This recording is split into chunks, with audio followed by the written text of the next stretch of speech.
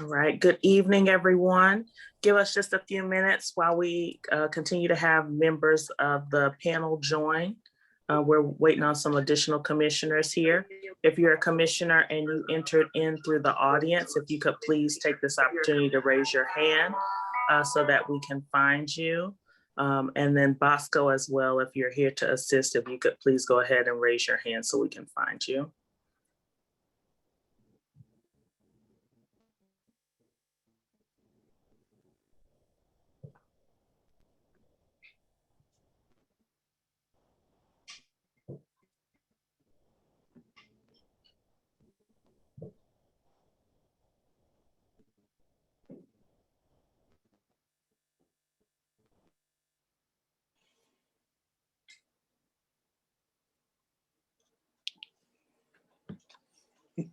Okay.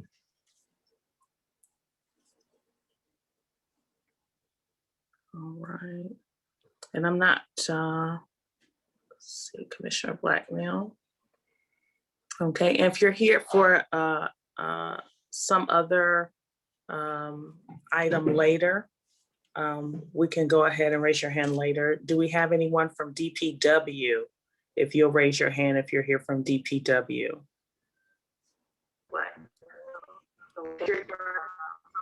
Item later. Okay.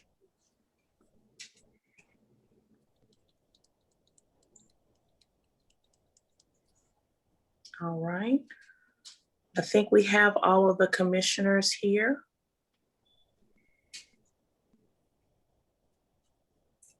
Okay, so it is 7:02 p.m.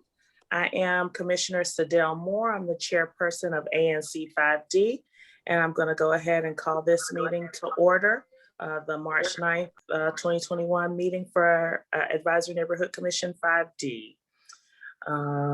Let's go ahead and start with the roll call. So single member district 5D01. Present. 5D02. Present.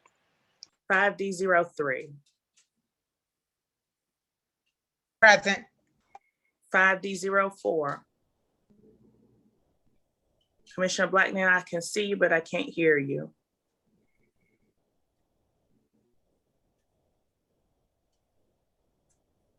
Yeah, can you hear me? Yes. Okay. All right, and you are present. And I am the commissioner for 5D05. Commissioner for 5D06. Present. 5D07. Present. Okay, so all commissioners are present for tonight's meeting. Let's go ahead and do the adoption of the agenda. Does anyone have any needed changes to the agenda for tonight's meeting?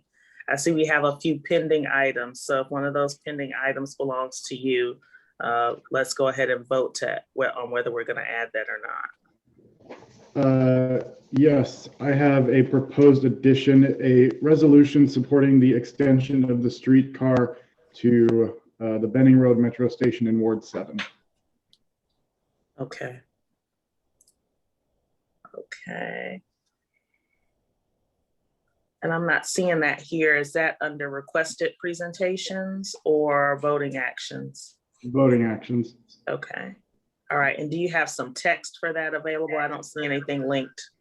I do. I linked it in a previous version, but let me see if I can link it here while we're going. Okay. All right. As soon as you can get that going, that would be good. And then any other additional items? I see 1824 Fenwick Street. Who has Fenwick Street? I do. Okay, and did you want to make a motion to add that to the agenda? Yes. I make a motion to add that to the agenda. Okay, and that'll be a requested presentation from Yes. Sakshi Bhagat. Yes. Okay, all right. So anyone, Stephen, did you want to go ahead? It looks like you found that text for the voting action on the streetcar. Did you want to go ahead and make a motion to add that to the agenda?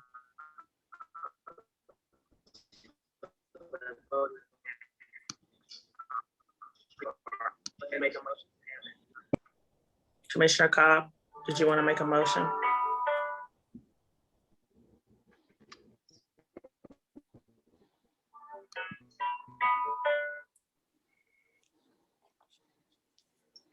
Can you hear me? Yes. Can you hear me now? Oh, there we go. Yes. Okay. I move that we add the resolution to the agenda. Okay. All right. A second? Can we get a second on that? I second. All right. All in favor? Aye. Any opposed? Okay, so we'll go ahead and we'll add both of those items to the agenda for tonight's meeting. All right, and then adoption of the minutes. I know we didn't get a chance to circulate the minutes as we normally do, but I'm hoping that everyone had an opportunity to read it in the past few hours. So if not, if you want to let me know if you haven't had a chance to read it, we can read the minutes into the record.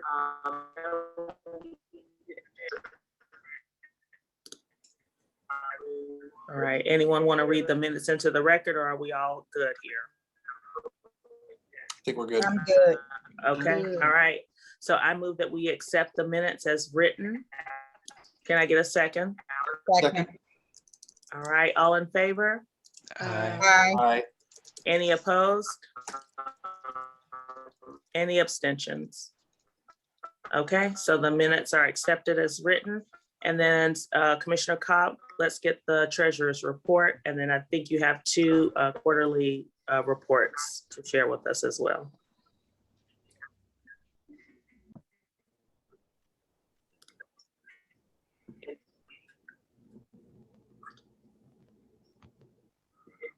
Commissioner Cobb. 21 treasurer's reports, an opening balance of $107,000, 847, 100 for me. Yes. For our starting balance this month, we have $107,847.44. We have no transactions, so our closing balance is the same. And we did need to update the quarterly reports for quarters 3 and 4 of 2020 because there was just a issue with the spreadsheet that we had been using where it started with the wrong beginning balance because it was based on the wrong year. And so we just went ahead and updated the beginning balance for those quarters to reflect the proper year, 2020. Okay, any questions or comments from the commissioners? Okay.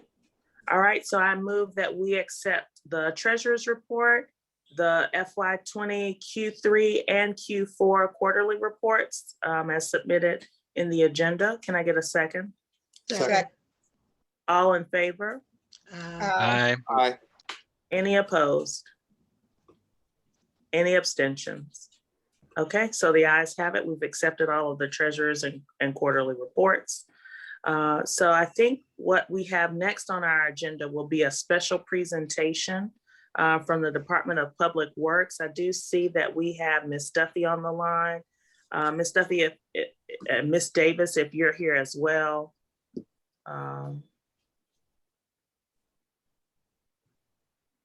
Okay, Ms. Duffy, it looks like you're saying she's not here just yet. Okay. So we can't hear you, but I can see your lips moving. You might not be connected to audio.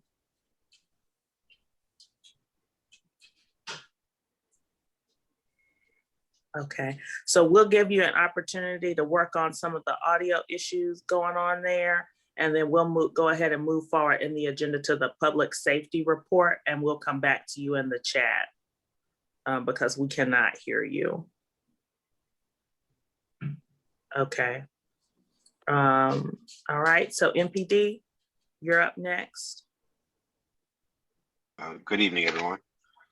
Just wanted to know, last 30 days, we've had 0 homicides, 0 sex abuse cases, 9 assault with deadly weapons, yes, which is down 18%, And robberies, we had 5, which were 0%. The robberies, again, most of them continue to be either vehicles left open, vehicles left running.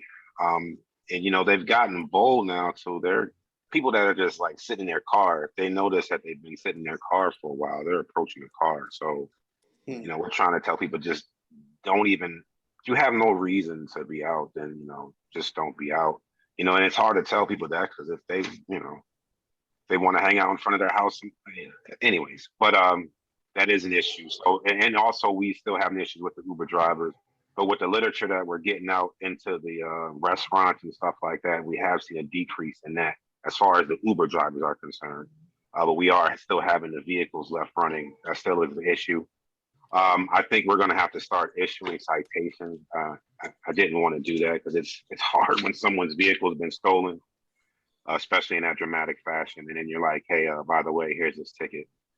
So I just want to let you know, because you guys are the community leaders, so you might hear that does happen. You might hear a complaint about that.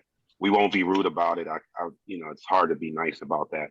I don't think that's an issue that we've gone to really yet, but I don't think the chief is going to be. He hasn't said it. If that's something that we wanted to do, I think that's something that we would have to do.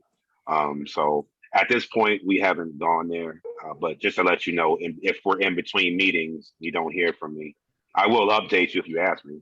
But just to let you know that if we do have to make that move, we will have to make that move. But other than that, violent crime is down 26%. Okay, all right, that's good to hear. Just a reminder for everyone, if you have questions, you can either use the raise your hand feature and we will unmute you, or please use the Q&A feature, not the chat button at the bottom or top of your screen, but the Q&A button, so that we can keep track of whether or not we've gotten an answer to your question, okay? So do we have any questions this evening for MPD? All right, I do see Ms. Diggs. Yes, and I have a question as well when you're done, when she's done. Okay, Bosco, if you could go ahead and unmute Ms. Diggs or allow her to talk.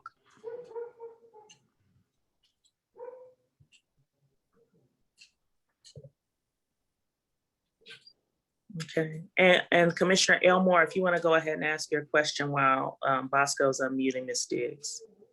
All right, how you doing? Is that Captain Muriel? Yes, ma'am. How you doing, Commissioner? I'm well. With the weather getting warmer, and we know crime typically picks up in all quadrants of the city when it gets warmer outside. Is there a mechanism or a process in place where you'll have like standing vehicles? Because we have a lot of drug traffic areas and loitering areas here in Trinidad East. So I'm in the middle of Trinidad East and Carver Langston. So I wanted to know will there be a process put in place with the weather getting warmer where we'll have a standing officer in these high crime areas, these high visibility areas, just so they'll know that MPD is taking a stand this summer due to the pandemic, due to everybody being outside, that sort of thing. Thanks for the question, Commissioner. With the summer crime initiative coming up, that's usually when we get additional manpower. And then that's when we can usually have details specifically, and we can have officers at those locations 24/7, all 3 tours. But we have had to set up details like in the Horseshoe and 1100 block of 21st Street recently, just because of a possible beef we might have going on there. But it's difficult for us to have officers in a location 24/7 in different areas. We can do it in minimum location while we're at this staffing. But when the SCI happens or the summer crime initiative, or whatever happens in the summer, we usually get more manpower and able to have more details or have more officers in specific locations 24/7. Okay, but yeah, that is the plan for the summer, yes. Okay, so we have these issues like right now trying to just be proactive versus reactive. How do we go about doing that? Do I send an email to you, or do, because I've been recording some high visibility areas in my neighborhood. So I just want to know, how do I move forward, just to piggyback on my first question. Yeah, yes, please send the email to me and try to be specific as you can, because one of my things, I try to bring in outside resources to team up with us. We usually get better results. So if you tell me like specifically what's going on, I can make sure I bring in the right people so that we can address the problem and get it taken care of the first time, so we don't have to come back the next time and do it all over again. So if you're in your email, if you can be as specific as you can, please send me all the emails you want to, but just have them as specific as possible. That will definitely help us out. And I'll definitely jump on top of the commission. All right, thank you. Okay, and then next up we have Ms. Diggs. Sorry. Hi. Can you hear me? Hi, this is Juanita Diggs, president of the Langston Civic Association. Is it Captain Merrill or Captain Jerome? It says Captain Jerome under your caption. I knew you were going to do that to me, Ms. Diggs. It's Captain Merrill. It's Captain Merrill. Okay, very good. So I All right. actually wanted to say was the same thing. Actually, it was very wonderful. I spoke with Officer Sweeney this evening. He's stationed here right beside my apartment building. And I wanted to know if the Summer Crime Initiative was going to be enacted again, and wanted to let you know that you do realize when it gets warm already this afternoon, we've had more people on the block than we usually do because it had been cold. And so what you're saying is that indeed the Summer Crime Initiative is going to be enacted and we will be a targeted area? Yeah, That's that's the plan for the summer. As you know, we have a new chief, and he hasn't laid out his specifics for it. So I don't know if there's going to be tweaks here and there, or, I don't know. I can't tell you specifically what the details are going to be, but every summer there's a push somehow. So there's no, just because of the nature of the crime and everything, there's no way that there will definitely be a push in the summer of some sort. I just don't think the chief has laid out all the specific details yet. But all right. Well, we we have seen increased presence and we really do appreciate it. Thank you. Hey, no problem, Mr. Diggs. And by the way, we have no plans to take that off for the time being. Okay, all right. So I do see in the chat we have a question from Ms. Mildred Moore, and then we'll go to Commissioner Rhodes. Ms. Moore asks, I have a similar question about standing cars and the problem with drug sales on Corcoran Street in Ivy City. Thank you for that, Ms. Moore. Yeah, we've had many complaints about Ivy City. Our narcotics division, I can't tell you if any specific investigation is going on, but they're very aware of Corcoran Street. We've had some successes there. Unfortunately, with the the CDU issues that James from January 6th and us being called away, it has kind of hampered our effort as far as us as a district doing it. But we are back, and we're picking back up with our narcotics division. So they're back to doing operations over there. I can't tell you, but they are having successes. If you do see anything, you can always feel free to email me. I'll be definitely sure to relay that, and that'll just help them be even more effective with their operations. Okay, and then Commissioner Rhodes. That was similar to what I was going to ask. We had a meeting today with some of the residents, and they're concerned about seeing police cars over at the Heck Building and the Ivy City Smokehouse, but not over on the next block, which is Corcoran and Kendall. So we want to know what is going on over there on Oakey and the Heck Warehouse that needs a car to sit there versus where the residents are having issues on Corcoran. Yeah. Yes, thank you, ma'am.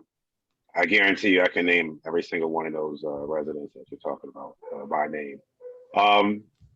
They're over there at Hex, I guess they're talking about today because of the increased presence they saw over there. That's because we had a presidential over there. But we do get plenty of attention as much as we can to Ivy City. Unfortunately, Ivy City bumps up against Trinidad. So, we try to go between both. And then we have 21st, and then we have Langston. Then we have Red Zone right across from Benny Road. So, we got 5 big crews that we really have to go in between. So we're definitely trying to give as much love as we can to Ivy City, and we continue to. You just probably won't see like until the summertime, the steady 24/7 presence. But if you don't see any presence from us, or you're calling us and we're not coming out and giving you the response that you want, please let me know. Okay. But we are All very right. aware of that. Thank you. All right. Thanks so much, Captain Merrill.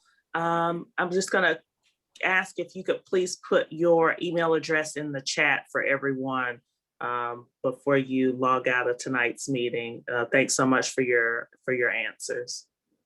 Okay, I will definitely try. If I don't do it, I'll send it to you, Commissioner. Okay. But I will try. Okay. I will try. Okay. I believe in you. All right. Thank you, Commissioner. Okay. So we're going to go ahead and move forward in the meeting, and we'll hear from the mayor's office. It looks like I saw Mr. Hunter on the line. Yeah, you can unmute whenever you're ready to share.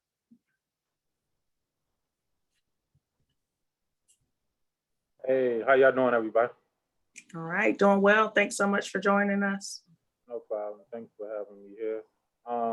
So I would like to begin my update that the mayor has extended a public health crisis until at least May 20 of this year. The daily matrix can be found on coronavirus.dc.gov, reopening matrix.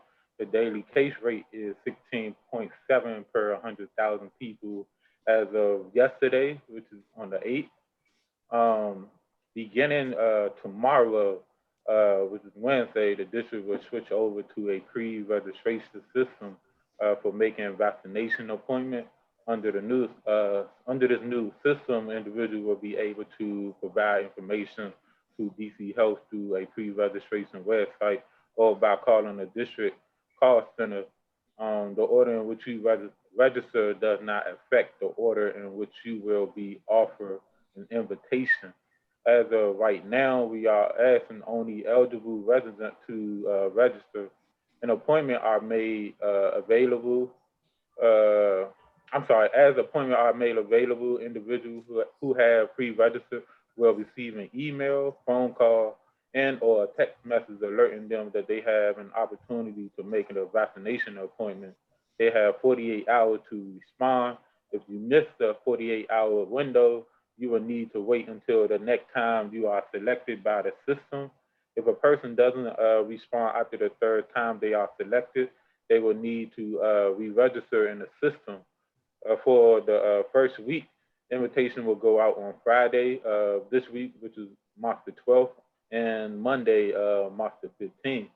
Moving forward, invitation will be sent out on Thursday, Sunday, and Tuesday by 10 a.m. Equity will continue to be a top priority, and DC Health will continue to set aside appointments for residents living in priority zip code. So there'll be 2,870 doses for special initiative. The breakdown of portal appointment, please note that half of each category are for priority zip code and half are for all zip codes. 20%, 20% of those appointments go to eligible essential workers. 40% are for DC residents between the age 18 to 64 with medical condition, and 40% is to DC residents 65 and older. Residents can expect to see several new vaccination sites listed on the portal this week. These new locations will serve as a high capacity site where the Johnson & Johnson 1 doses vaccine will be administered. Residents are highly encouraged to take the first vaccine available to them. The priority zip codes are focused in Ward 5, 7, and 8.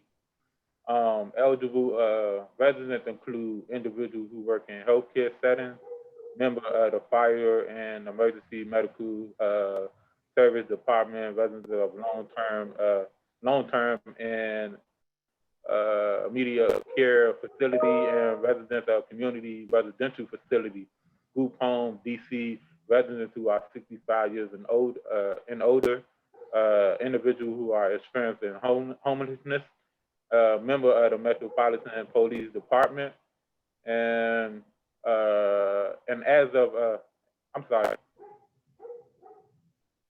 Let me see.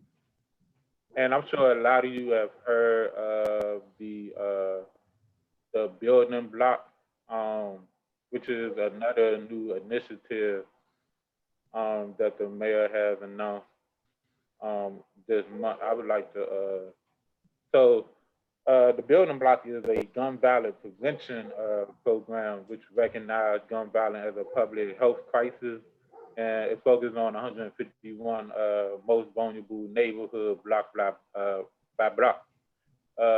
It represents about 2% of all the blocks in the district, but comprise 41% of the violent offenses with shot fire. This initiative is launching in a historic Anacostia, and then the process will expand to additional blocks. Intense engagement of residents at the highest risk of involvement in gun violence or seriousness of violent behavior. Establish a gun violence prevention emergency operations center with for goals. Therefore, for goals is focusing on people and places contributing to the most to gun violence, mobilize whole government to respond.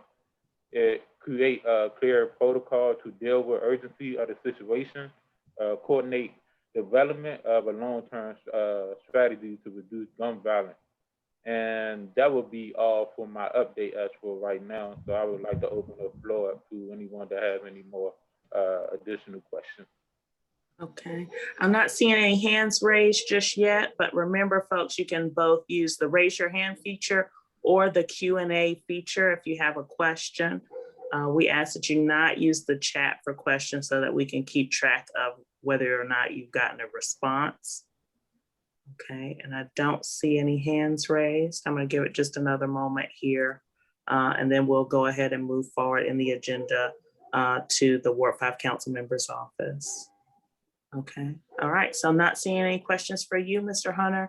If you could also drop your email address in the chat for everyone to see, we really appreciate it. Thanks so much. And one more thing, anyone of you have any senior that is having a difficult time with getting vaccination, getting an appointment, feel free to shoot them their information to me. Okay, all right, I do see one raised hand here from Patrice Lancaster. Bosco, if you could go ahead and allow Patrice to speak. Ms. Yeah. Lancaster, you have the floor, madam. Good evening, all. I just want to know what 5 neighborhoods will be covered by the EOC. I believe that hasn't been revealed just yet. So as soon as that become public, or as soon as I get an update on that, I'll be more happy to relay that information to the ANC Commission. Okay. All right, thanks so much for that question. All right, Mr. Grant. Good evening, ANC 5D. Thank you all again for allowing me to present for you. And a special good evening to all the residents that are taking time out of their schedule to view the ANC 5D meeting. I'll be brief. Just want to let you all know that we appreciate as an office all of the residents in 5D for submitting responses to our budget survey that we do each year. We received, I believe, over 1,000 online submissions, and I think close to a couple of hundred paper versions as well. So I certainly appreciate you all for participating in that process. The council member has released his fiscal year 2020 budget request letter. It's a letter that he sends up to the mayor each year ahead of budget season, and it highlights priorities based on what he hears from residents and also from the work that we do throughout the year, engaging with residents throughout the ward. A couple of highlights, and I'll also send you all, if you haven't already received it, commissioners, I believe you should have received the letter from Kelly in our office, but if not, I can resend it to you all. But a couple of highlights. So obviously, we've talked a lot over the last couple of months about the council members' um, agenda priorities around racial equity. And so in his letter, it lays out approximately $120 million toward closing the racial wealth gap. It's also approximately $156 million in requests to address affordable housing and anti-displacement. There is approximately $40 million associated with legacy and small business development. There is approximately a little under 12 million for transportation and infrastructure. When it comes to public safety and community investments, a little under 10 million. Library and recreation, a little more than 42 million. Environmental justice, a little less than 3 million. And arts and culture, just above 3 million. The budget process has been delayed a bit this year. The mayor is expected to send her budget down to the council on April 22nd. Again, for those who've not seen the letter, I'll be able to work with Chairwoman Moore to be able to have that letter distributed. And what we would ask as an office is that if you see things in the letter that you agree with, certainly reach out to the executive side of the executive branch of government to let them know that these are priorities of yours as well. If you have any questions or concerns about it, you can certainly email the office, and I'll put my email in the chat once I complete my presentation. I just want to highlight a few other things. Thank you to all of the ANC 5D commissioners and also the civic associations that are in the area and, that comprises of 5D for attending our leadership meeting with the council member and the civic and ANC leads. We hosted 3 of those. One was with 5A and 5C, one was with 5B, and then one was with 5D and 5E. The majority of those discussions were, the majority of the time in those discussions were about public safety. So the council member gave some updates on public safety and also within that, his thoughts around um, the expansion of violence interruption work and a few other initiatives that can co-join the public safety effort that NPD has been heading with respect to responding to violent crime. So again, thank you for those who were able to attend that. And we're looking to do more of those leadership meetings throughout the year to address specific topics. As we transition a bit, I want to speak about COVID-19. Many of you may know the council member was able to facilitate a partnership between New Samaritan on Florida Avenue and a medical group called 5 Medicine. There were 2 consecutive weekends where I believe approximately 400 people were vaccinated. And so this is on the heels of the council member making it really plain to DC Health that in order to touch the vulnerable community of people of color, that tapping into the faith-based communities is utterly important. So DC Health responded to that. They've identified a number of faith-based organizations throughout the city, and New Samaritan was one of those that is located in Ward 5 that was able to host a site for residents in Ward 5 to get vaccinated.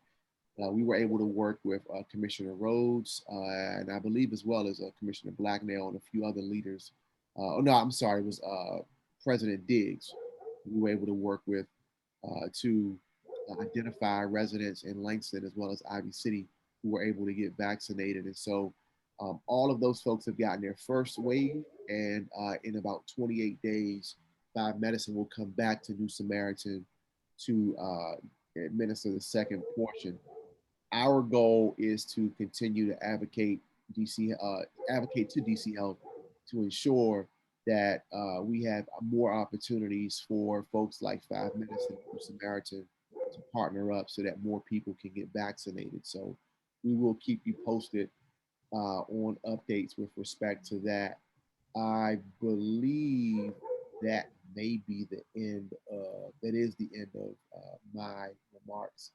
If there are any questions, I'll take them now. Sure. So I have more so a comment than a question just in terms of budget priorities, and I just want to state this publicly, so people know that we are bringing these things up. But there's been a longstanding request in Carver Langston for a study into finding a recreation center location within our community. And so that is a major ongoing priority for us as a community. And just making sure that there is a study done, so that we can have some type of public facility for children in the community with appropriate activities that are supervised. Sure, We also need a library too. sure. So just to respond to both of those comments. So Chairwoman Moore, I know that DPR recently hosted a Ready to Play event, and I don't know if anyone from 5D, the commissioners, I don't know if you all were on the call or not, but for those who were not that are in the audience, the Department of Parks and Recs recently, maybe about 3 weeks ago, hosted a meeting that lays out their current plans for, let's say, the next 20 years of recreation throughout the city. And they took a tour, so to speak, around the wards. And so Ward 5 had its event again about 2 or 3 weeks ago. And so there was opportunity at that time for residents to weigh in on their recreational preferences, but also any suggestions with respect to opportunities for recreation that may not currently exist. And so to your point, Madam Chair, I think it's important that we bring that request to the surface level and we begin trying to strategize in a grand way among folks in 5D to look at ways in which we can identify space in Langston for recreation, because I certainly agree. There are pockets in 5D that need to be filled with opportunities for equitable recreation. With respect to libraries, Commissioner Blacknell, I know that there is a plan to bring an additional library to Ward 5. At this point, the location is supposed to be either in Eckington or Edgewood, so not quite in your area in Langston, but certainly an additional library in Ward 5 would be a benefit. In the event that we're not able to do a full-scale library in other parts of the city, specifically in the ward, that doesn't prevent us from exploring options for smaller scale library sort of operations. So I think when it comes to parks, recreation, and libraries, certainly your voice will be taken into serious consideration by the council member to make sure that we're doing everything that we can to ensure that you all have the resources that you need. Yeah, we did participate, and we had DPR attend a meeting a few months back when they were still doing the research on the whole Ready to Play plan. And they had a survey and some other things that they were asking ANCs to fill out. But I didn't see the final plan, so I'm gonna take a look for that. And hopefully they'll incorporate some of our feedback. What I had seen early on was that, they still were not moving in the direction of having something in Carver Langston. So if there's a recent update to that, I'd definitely be interested in seeing it. So thanks for bringing that up. Sure. Okay. There's 2 questions in the Q&A. Yep, got it.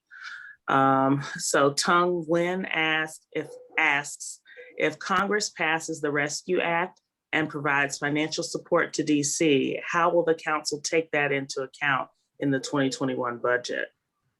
So I don't have a direct answer to that. I have not spoken to the council members specifically about that act in Congress and how that impacts us. I know there was an updated CAFR update in terms of like our expected revenue, which is at this point, the CFO is estimated higher than what we expected. But I don't know the specifics around how that congressional act would impact in terms of our ability to move money around or the flexibility that it would give us with respect to any sort of relief from a congressional level. Okay, all right. And then Tung Nguyen also asked if there's a plan for a pool in 5D, and I would certainly support that. I think Rosedale's pool is too crowded, You know, you can't have kids lining up waiting for hours to try to get into a pool in the summertime. It's too much. Sure, sure. So I do not recall a pool being mentioned in the ready to play for 5D. I think an option like a pool is one of those options that would include some sort of capital dollars for reconstruction or a new construction, which, you know, I've not been made aware of that happening in the area that encompasses 5D. So at this point, I would say no. But again, as I mentioned a few moments ago, coordinating efforts to bring requests like that to the surface in an organized and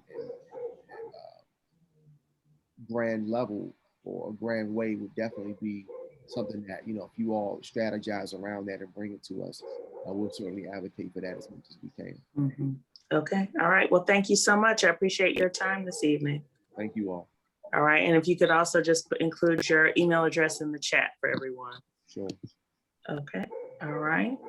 And then I do see, Miss Duffy, we still have you on, but we don't have Miss Davis with us just yet. Is that correct? Oh, unfortunately, I cannot hear you. You may want to drop her video. Sometimes the video in a strange way will impact the audio when we're having issues. So if she drops that, and she may be able to speak. Yeah. Okay. All right. And no, we're not hearing anything from you at the moment, Miss Duffy, if you are talking. But if you'll just drop a chat to let it looks like you might not be connected to the audio right now. Your mic is gray. So I do see we do have a question from Rosetta. Bosco, if you could unmute Rosetta and give her a chance to speak. I think this question might be for you, Mr. Grant. Good evening, commissioners, panelists, and all of the residents here in the 5D area. I'm Rosetta Davis, former commissioner here in Trinidad community. Mr. Grant, first and foremost, I want to thank you for the awesome work you did during the wintertime on behalf of our senior who was having a serious DCRA issue going on, and you moved rapidly and got DCRA out here and handled that, and it's coming along. There is a process. Thank you so much for that. I'm sorry. Sorry. No, I think Miss Duffy just got sound. So sorry about that. We've got some overlapping sound. Okay. Yeah. Well, thank you, Mr. Grant. Well, my concern at this time, we have a serious rodent problem, if you're aware of, here in the Trinidad community. And with that said, we have a lot of construction going on that's causing the rodents to be displaced and moving about our community. And it is a disgrace and a community problem. Do you foresee anything being done in the very near future to combat these rodents? And our ANC and or Mr. Grant can address this. Sure. So we can talk a little more in detail this week offline about where you may suspect the source of those rodents to be. And then what we can do is make a request for abatement. So if it's one property in question or if it's multiple ones, if they're joined together, if it's a series in one block, then we can make a request to get an abatement. Well, I understand that one of our residents have taken the lead and had a petition passed around and signed by the majority of the community. So that has taken place. Yeah, we'll speak offline because we have a serious problem over here. I think our problem over here is worse than it was when in Georgetown and Logan Circle. Okay, yeah, so definitely if you give me the addresses, then I can work with Kelly in our office to make sure we begin the abatement process. Okay, we'll do just that. Thanks so very much, and continue to do the great works that you're doing here in the Trinidad community. Thank you for your support as well. Ms. Rosetta, I just wanted to address your comments as well. I've done a lot of work with some of the commercial end of DCRA with rodent control, and one of the things that they consistently tell small businesses that dealing with dumpsters are, and I think it applies to communities that deal with just regular trash cans, A lot of people are tempted to use bleach in their trash cans, which certainly is effective in cleaning and making sure that it's disinfected. But they suggest often to use Simple Green or something that's very heavily scented, because the rats are typically attracted to the smell of other rats. And if you can keep your trash containers not smelling like rats, they are not as easily able to find food sources and are less likely to stick around where they are and maybe move on. And that's consistent advice from the guy that is in charge of pest control for DCRA. And he's has a track record of having businesses that do such a thing have much less problems than people that don't. So I think that's a great, especially it's getting warm now. Maybe if everybody wants to take a weekend and, wash out your trash cans, make sure you use some kind of scented cleaning product and use that, and maybe see if that starts to abate some of the issues as we move to find some other solutions as well. Okay. All right. Thank you for that. We're going to have to move forward a little bit in the agenda here. And Ms. Duffy, I'm so glad it sounds like you've got sound now. So we'll come back to you once Ms. Davis is on the line. Hello, Ms. Davis is not, can you hear me? Yes. Okay, thank you. I apologize for my earlier problem. I had to go test the mic and it said it was connected, but when I did the test, somehow it did work. Ms. Davis is not going to be on the call this evening. She just finished her performance review. I believe when we scheduled, we may have known that it was going to be the same day as the performance hearing, but we did not know the time of our hearing. Our hearing was scheduled very late in the day. So if I know she's very, regrets not being here, and she's definitely committed. So I can work with you on making sure that she's at your next meeting. Okay. However, if I can, I know you had specific issues that you wanted to address to her, and I want her to be here to receive those.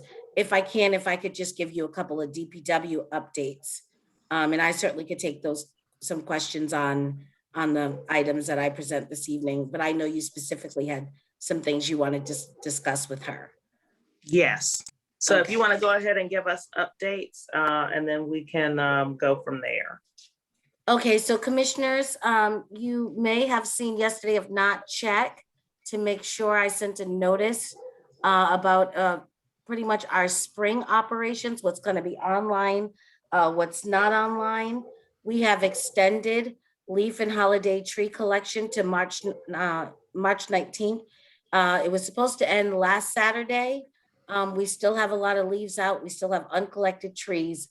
And so we're extending those collections to go back and to get the rest of that inventory that is still with residents in front of their homes, or even trees that are possibly with their trash and recycling in the alleys. Also, our ground maintenance program, which many of you know, are all of the medians, gateways, triangle parks, all of the sort of district-owned properties. We will start our mowing and landscaping operation on April 1st. Also, street sweeping, which typically starts March 1st, depending upon weather, but usually early March, is still suspended, remains suspended.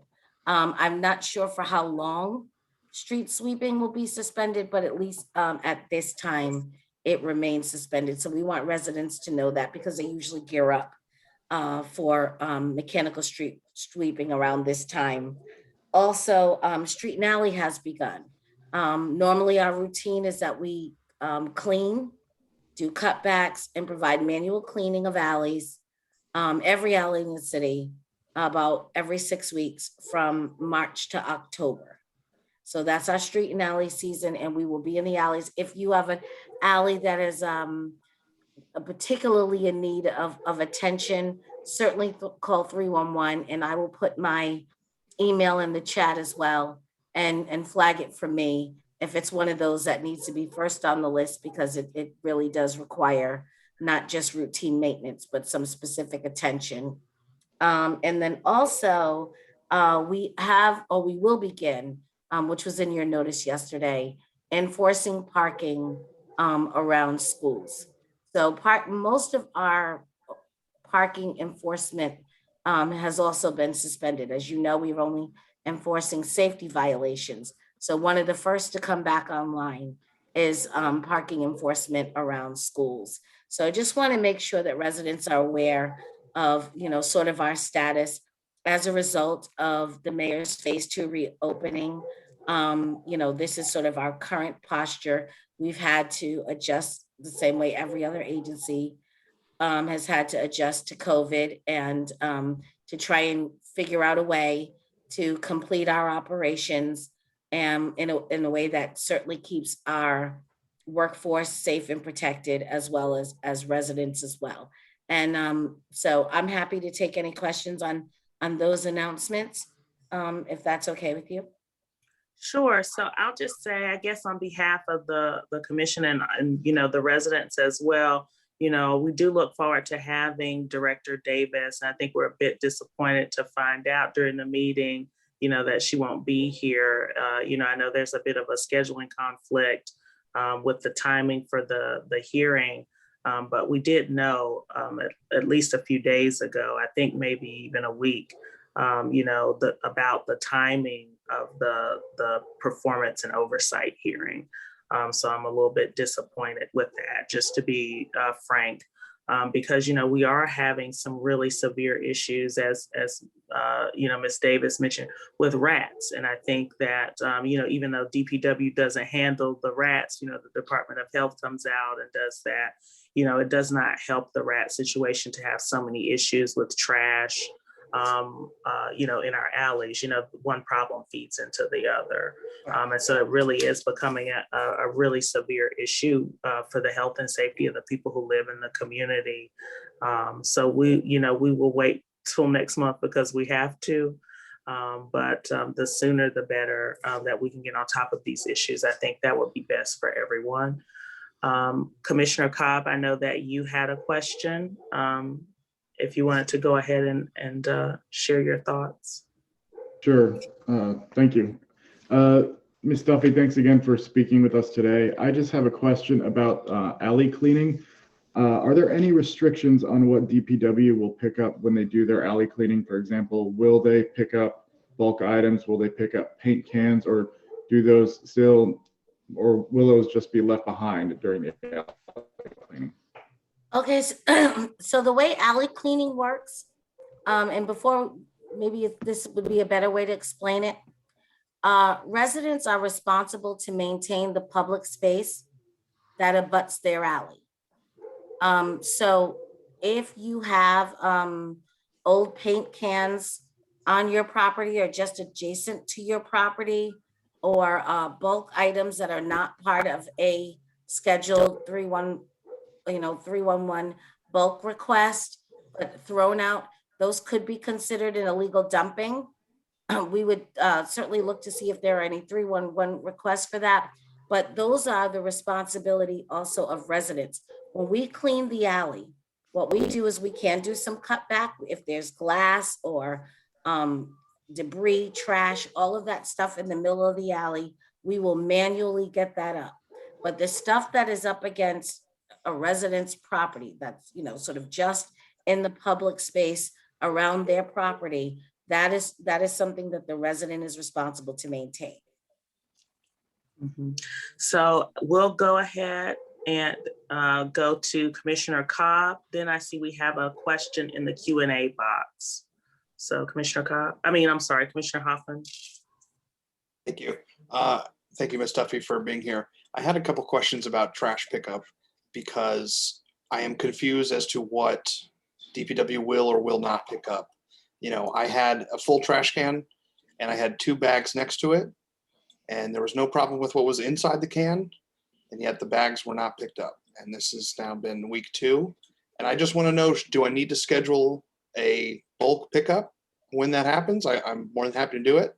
But I'm just unaware of what the rules are, because it seems every week it's something different. Okay, so the actual rule is that DPW collects containerized trash. Containerized trash is trash that is inside the container, that is closed, and that the lid is closed. So bags that are around the can are technically not containerized trash. One of the things that we are noticing with people being home as a result of COVID, a lot more than they have been, obviously pre-COVID, there is certainly an uptick in the generation of trash. So people often have more trash now than they would have had before COVID this time of year. So we are trying to be diligent, particularly as space provides in the truck, even when we see those bags on the side, to get those up. Speaking to Commissioner Moore's point, it's absolutely correct. Proper collection of trash is imperative to stymie rat growth. We know that. Trash has to be containerized, and it has to be collected, and it has to be disposed of appropriately, or else again, we'll be all just be running in circles, because we're feeding on one end the same problem we're trying to correct on another. That helps no one. That helps no one. But if you have additional bags of trash, say you had a gathering, you had 5 or 6 bags other than what's in your container, that you might want to call 311 and just say, I have additional bags and I'm asking that, that those be picked up. But in general, we understand that there's a large generation of trash because people are home a lot more. Our trucks are, sort of designed to collect what we normally get. Excess trash is not necessarily what we have the equipment and the capacity to collect from everyone all the time. So we are trying to get it. And you can always do this, because the one thing we do have is we have a complaint truck. So for those items that are missed, if you email me, and again, I'll put my email in the chat, I can get that location, the address, to the complaint truck. Say, hey, they went around, the truck must have been full, but there's a couple of other bags out there. Can a crew run through and pick those up? So we can do those things. And that's part of the way that we're trying to be flexible, and part of the way that we're trying to mitigate a situation, which obviously none of us were 100%, well, we weren't prepared for this at all, but trying to figure out how to make it so that we are meeting our responsibilities at a time when the responsibility in some cases could be a little bit greater than we were previously used to meeting. Mm-hmm. And I just had one follow-up question, because I personally have been filing 311 requests for illegal dumping and just various DPW related trash issues that are just being completed. And I can literally, some of them I can just walk out my door and turn left. And I said, that's not completed. They're still there. So are we doing anything to, I'm attaching pictures and sometimes videos to make it as clear as possible where the issue is, what's going on, where it is. I'll use my GPS to make sure the address is as accurate as possible. But I'm seeing that, and it's not just DPW, it's DDOT as well. But I'm seeing just blatantly 311 requests not being completed. Well, the issue with that, in a lot of cases, particularly illegal dumping. So illegal dumping has a 2-part process. The first part of the process is a sweep inspector has to come out and inspect the dump. And if possible, and investigate the dump. If possible, to either issue a warning or a citation if the offender can be identified. At the end of that investigation, it's closed out. It's closed out, but the items remain exactly where they are. So it may say completed in the 311, but what happens is sweep completes the investigation. At that point, it goes to street and alley for removal and cleanup. So that's the part that the Office of Unified Community, OUC, that part doesn't get communicated on when you're looking at your service request. What you're seeing is that an investigation happened. There's usually the name of the inspector on the 311 receipt that you receive, and it will say that it was completed. It doesn't mean that the items were removed, but it does mean the investigation happened and the location has been sent to street and alley for removal. So that's particular with illegal dumping. However, other services, that doesn't happen. And so when it's closed out as complete and it's not then that means something is wrong. That should not be. So those are the kinds of things certainly flagged me, because there are a few cases where there's a legitimate gap that you can't see but is happening. That's not across the board. So we're a little bit short on time here. We have about 12 minutes left for questions. So I'm going to try to get to as many folks as I can in the order I saw them. And we have a lot of them, which is not a surprise to me on this topic. One thing I wanted to point out is that we've got a question here from Bob O'Malley. There are mounds of trash every week on 19th behind H Place. Despite numerous 311 complaints, the crews either don't come or leave most of it behind. There is so much that the cans are all overfilled, and now there are piles growing. I'd like to highlight this alley as a priority for the alley maintenance program. Furthermore, there was a garbage can out front of 19th and H Place due to safety concerns. That can was removed in early summer last year. Are there any new cans that can be placed, maintained for that corner? It is now full of trash. At sundown, you can watch the rats run back and forth between the two. So that alley is one of the alleys, in the email that I sent to you prior to this meeting, and that we've been communicating about for over a year.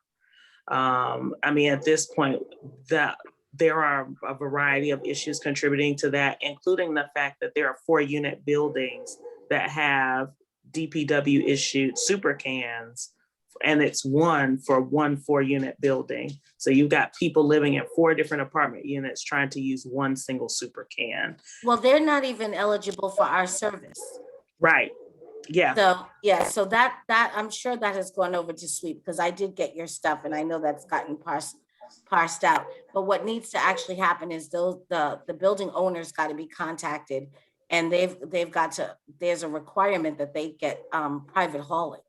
Right. So basically they're not eligible for our now they are obviously eligible for the street and alley. That must be done, obviously.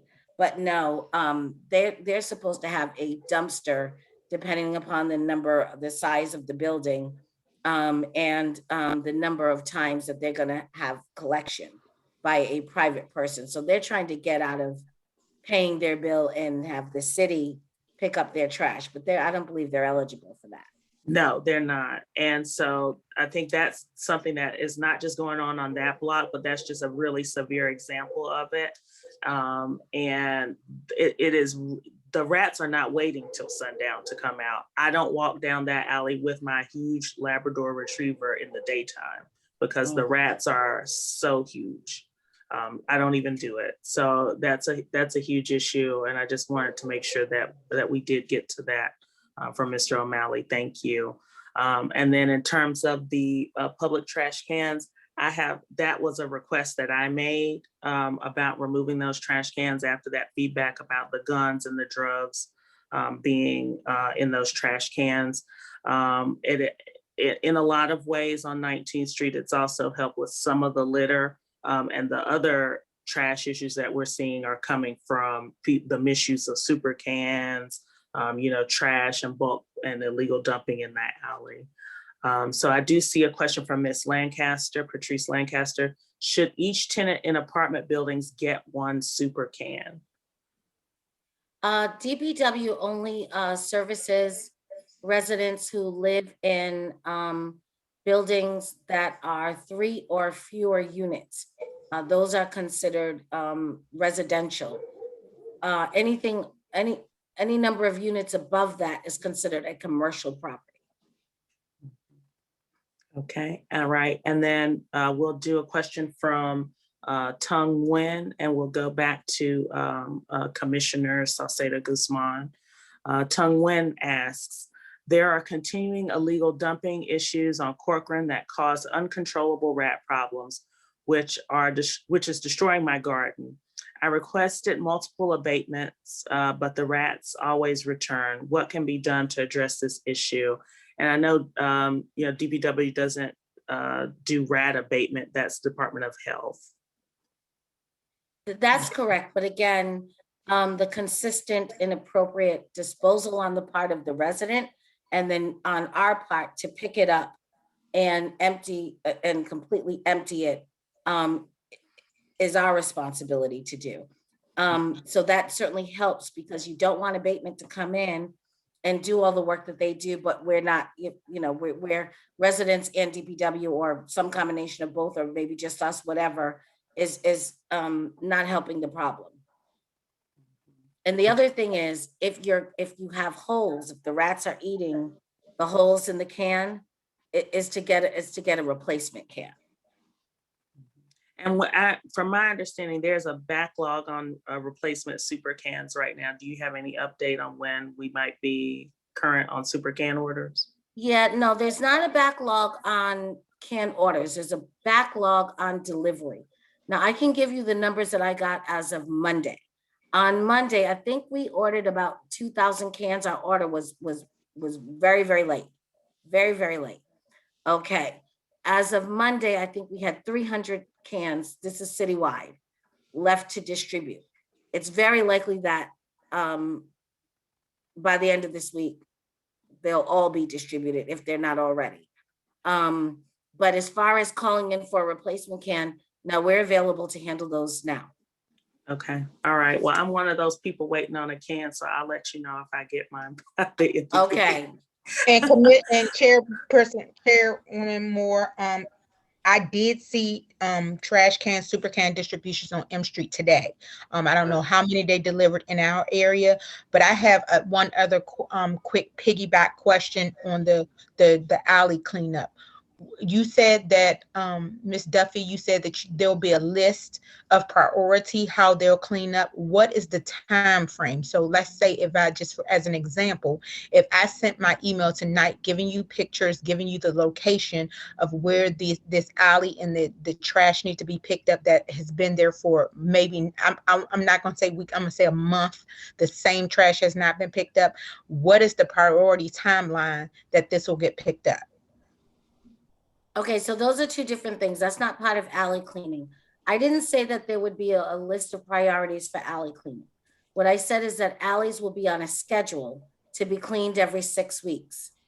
If you send something to me saying this is an alley that needs particular attention because it's beyond regular routine maintenance, it's been since last year, it needs some cutback, it needs to be swept, there's regular trash and debris that needs to be swept up. That's regular routine maintenance. When we're talking about alleys where there's a lot of illegal dumping, or where there's been, a lot of activity, that's something that's a little different. That's something, if you sent to me, I could ask the folks, listen, this alley looks really bad. Do you think you can bump this up a little bit in the schedule and get to this quicker? Because this looks like it's proposing a real problem. Now, as far as trash not being collected, that's just a 311 call. And I told you there's a complaint truck. When trash has been missed, or recycling has been missed, or in the case of Commissioner Hoffman, if you have a couple extra bags out there because you've generated a little bit more than you usually would, we can send around a complaint truck for those things. Okay. All right. And so let's get to Commissioner Sauceda Guzman. And then after his question, we'll go to Norma Rivera, and then we'll see what time we have left. That might be it. Hi, Ms. Duffy. I really appreciate you being on the call today. I'd just like to say that DPW has been doing a better job at some of the requests that we put in Trinidad and the Mount Olivet area particularly. But there's one issue that's a big concern for me and some of the residents. We're always getting constant illegal dumping in the same location. This is in the alley behind Montello, and we're always getting constant dumping there. And our neighbors are putting in the 311 requests, and eventually the trash is getting picked up. But there's so much going on there that makes me wonder, what does DPW do to be proactive to kind of prevent this from happening? Because eventually it does become costly for you to always be sending out people to pick up trash. So our curiosity is, what can we do as a team to prevent these situations, instead of just being a little more animate to get down tag numbers or pictures. We don't have any cameras installed in that alley of any kind, so I don't think there's any real deterrence. But what does DPW traditionally do when you have a constant issue in a specific location? If residents are able to put cameras that face the alley, that's extremely helpful. Where those situations happen, when we are able to catch license plates of people that drive through the alley and dump, or issues like that, we are able to absolutely pursue them with fines and citations. And usually that sort of thing can stop very quickly. So cameras are extremely helpful. In lieu of that, maybe there aren't enough houses, or there are areas where there could be blind spots. That happens. In lieu of that, if you or residents witness this, because the likely thing is the people who dump have dumped there before, because they dumped there and nothing happened. And so they feel like it's a place where they can do that. So it's likely that the same group of people or persons are coming back to do that over and over again. If you see a license plate or anything like that that we can follow up on, those tend to be extremely helpful. So I just wanted to do a quick follow-up here, because it's my understanding that DPW, maybe in conjunction with DOEE, I'm not sure which agency, has the ability to put cameras. And so in a lot of these locations, residents can do some things, but we cannot do all things. And some of these properties are abandoned. Some of these are different construction sites. We don't have the ability to place a camera there. I'm thinking of like the backside of 1910 I Street, which has been an illegal dumping spot forever. Is there some ability, we're going into budget season, for DPW to know that these places exist and have cameras that rotate through these different locations? Well, we do have cameras that rotate. Well, I'm not sure that we have enough. I mean, there are a lot of illegal dumping is one of probably our top 5 service requests, because it happens all over the city all the time. Unfortunately, and that should not be, but it does happen with great regularity. So the question is not that, well, the answer is you're absolutely right. Yes, if we had enough cameras to put them every place they needed to be, we could really do something in a short period of time that would make an amazing dent. However, I'm not aware that the city has that many cameras to do that. So what we end up doing, we put them in a place that's chronic and very problematic. May take a couple of weeks, but once we get that place under control, then you move it to another place that's chronic and problematic. And once you get that under control, you move it again. Unfortunately, you're probably going to have to go back to place A, because once those people figure out, hey, nobody's looking anymore, 6 months later, that can become a dumping spot again. So we are rotating them, but it's not always effective in saying we definitely can put them there and the problem will go away from in a very similar way to the way crime works.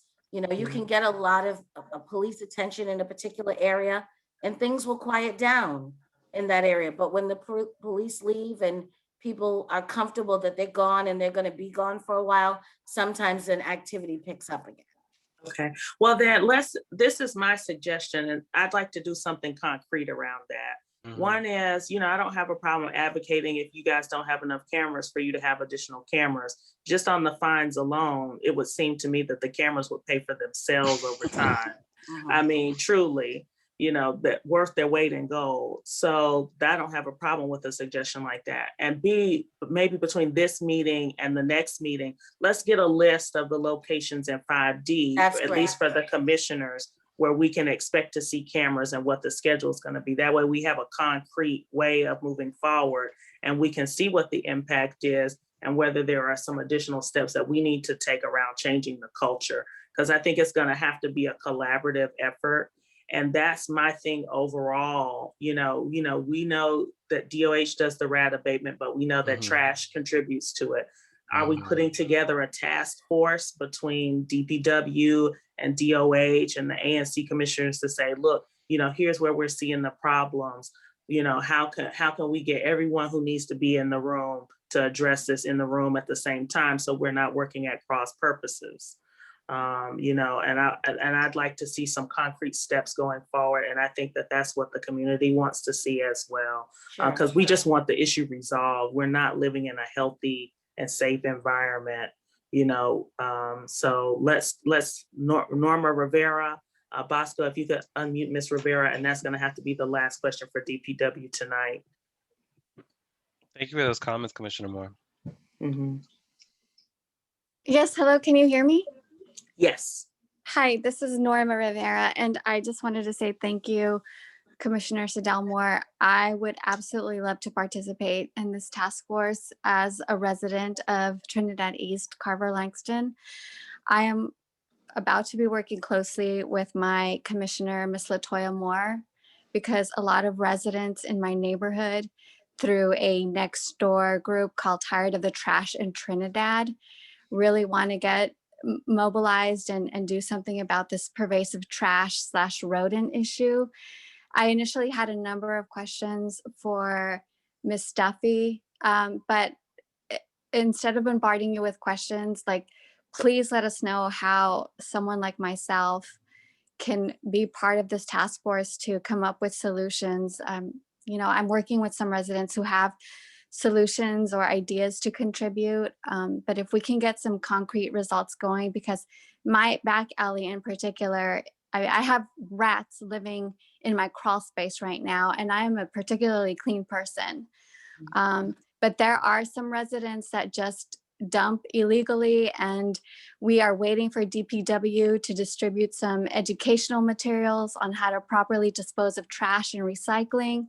We're also waiting to see when citations can be issued for evidence of actual illegal dumping by way of camera footage, and we're not getting the response that we want. And so I'd really like to have some collaborative, meaningful discussions with you all to include my particular commissioner in this as well. She's fabulous, Latoya Moore. So if you have any input on that, or if you would like to send us your email on how to get that moving, I would absolutely love to contribute in the best positive way that I can. Absolutely. I'm going to put my email in the chat.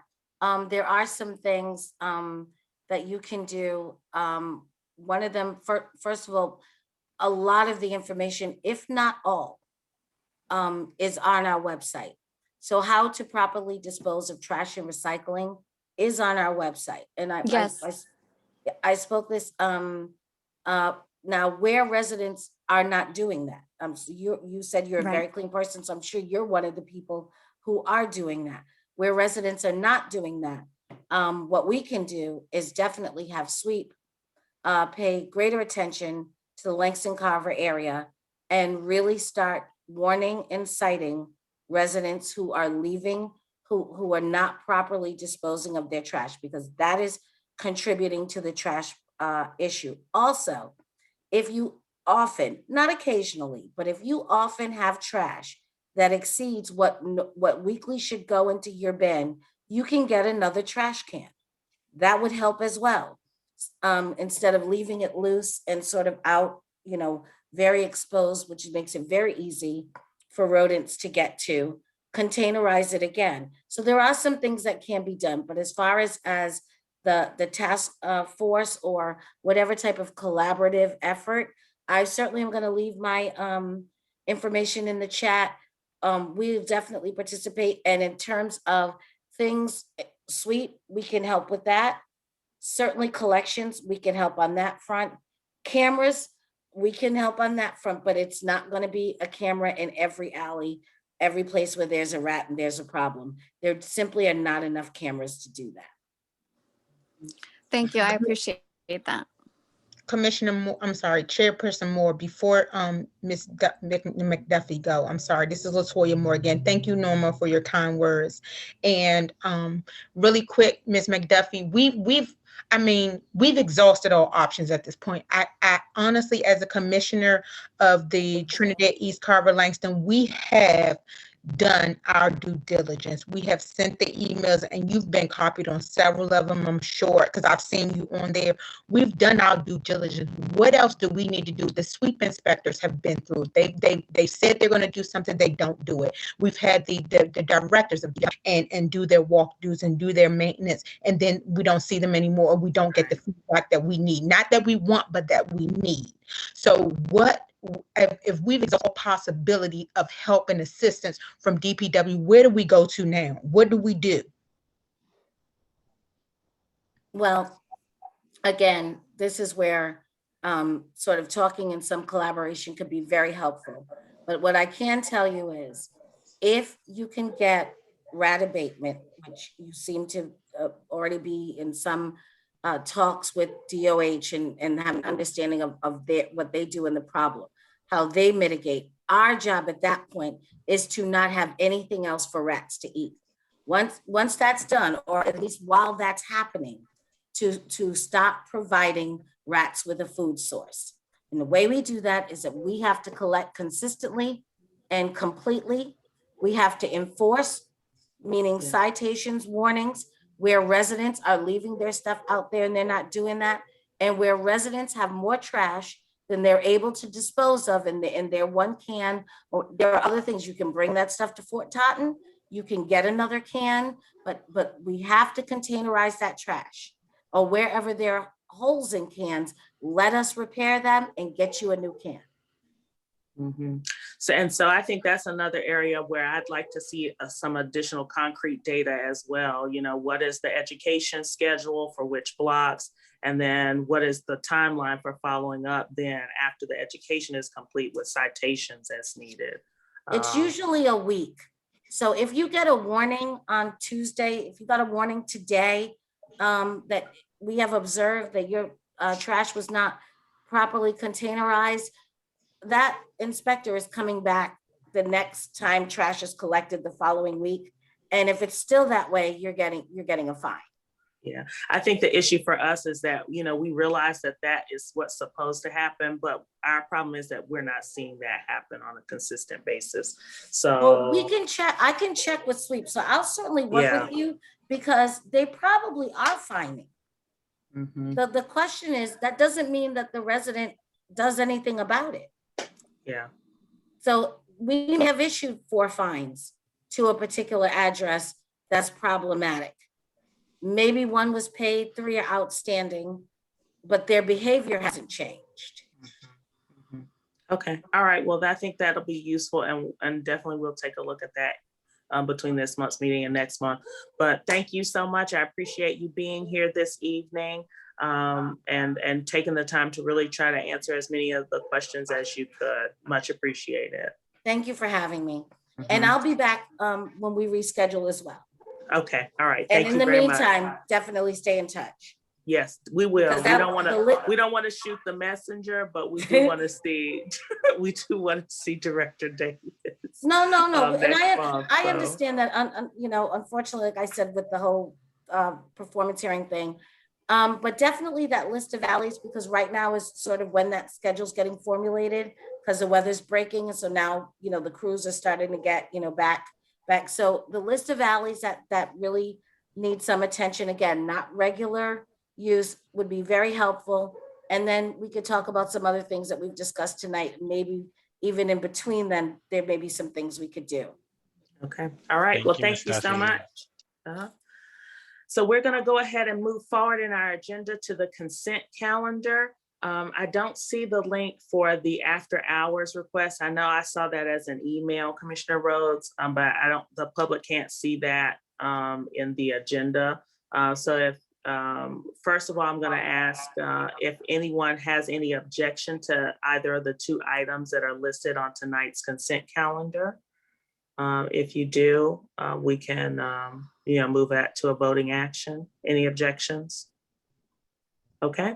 All right. And then just because we can't see the actual text, Commissioner Rhodes, if you could just explain for us what you're requesting with this letter.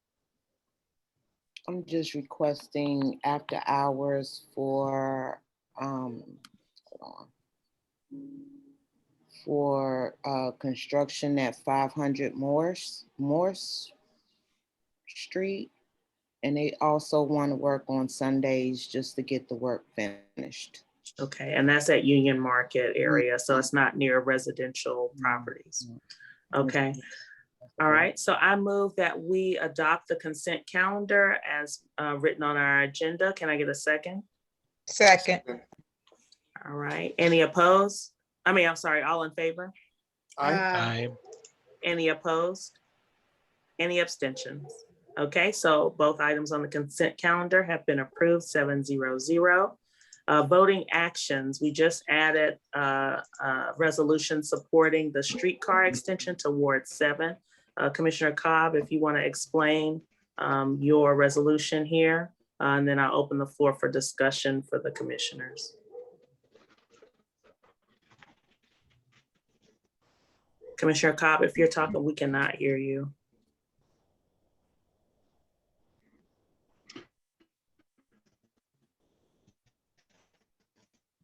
Okay, just in the interest of time, I'm gonna skip ahead here to Commissioner Hoffman.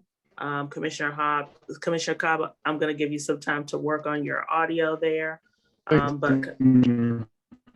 Okay. So recently, We are hearing electronic sound. You're garbled. You are a robot. So let's give you some more time to work on that. We'll jump ahead to Commissioner Hoffman and come back to you for your 2 items. All right, Commissioner Hoffman. Yes, we have the 1301 West Virginia Avenue BZA case, number 2359. Can Mr. Williams be added as a participant so he can? Okay, yeah, Bosco, if you can make Mr. Williams a panelist, please. Zachary Williams. So I've requested a presentation, a quick presentation from Mr. Williams, as we have seen this BZA case before, and just some updates on the filed motions by the applicants in the case. And then they are requesting a variance, an exception for a 3rd dwelling unit in their proposed project. Okay, and Mr. Williams, you should now be a co-host so that you can share your screen as well. Yes, good evening. Thank you. Mr. Williams, you here to go through the project a little bit for us, and yeah, we'll let you get started. And could we also have Matt and Sam Medvine added? Because they may have some information to add as well on their efforts with the neighbors. All right. And Bosco, I see you working on that. And if you could make them co-hosts as well. Thank you. Mm-hmm.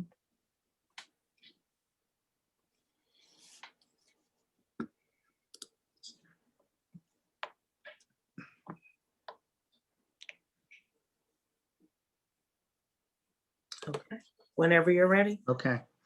So I don't have, I have a presentation, though I showed it at the January meeting. So unless folks want to see graphics or plans, I wasn't like to planning see on that. showing them. You would? Yes. Yes. Okay, well, I'm happy to bring them back up then. Excellent. So just give me a second.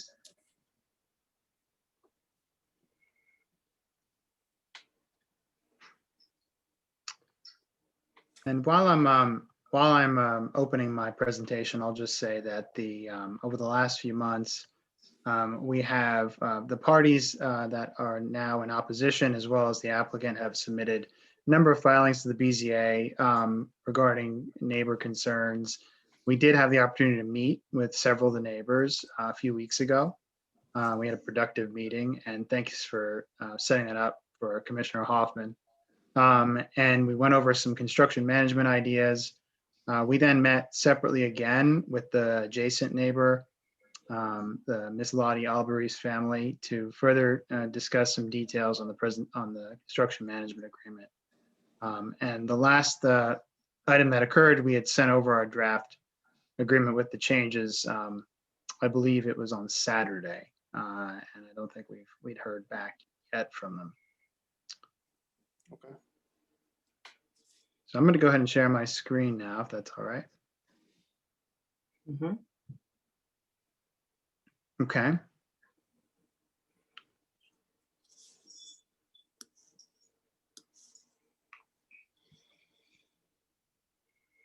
Can everyone see this presentation? Yes. Okay.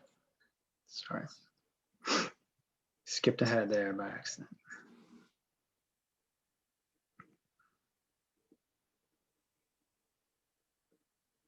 Okay.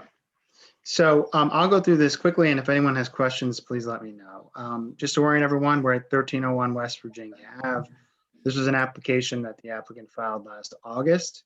It is now an application requesting just one item relief, that is to convert the existing structure to a 3-dwelling unit apartment house. The property has almost 3,600 total square feet of land area, just under 3,600 square feet. So it's a quite large property. Land area more than doubles the current lot footprint of the house. It's a corner lot as well, at the corner of Neal and West Virginia. This is the existing property as it exists today. All of that area within the retaining wall is part of the private land as well. This is the back of the property. As I said, the BZA relief requested is simple at this point. It's just one item for 3 units rather than 2, which would be by right in the RF1 zone. We've removed request relief for a rear extension beyond 10 feet for penthouses as well. And initially we're seeking more units. Because of concerns with the community and the neighbors, we withdrew those items of relief several months ago. 2 parking spaces are provided on site. And the Office of Planning currently supports the application.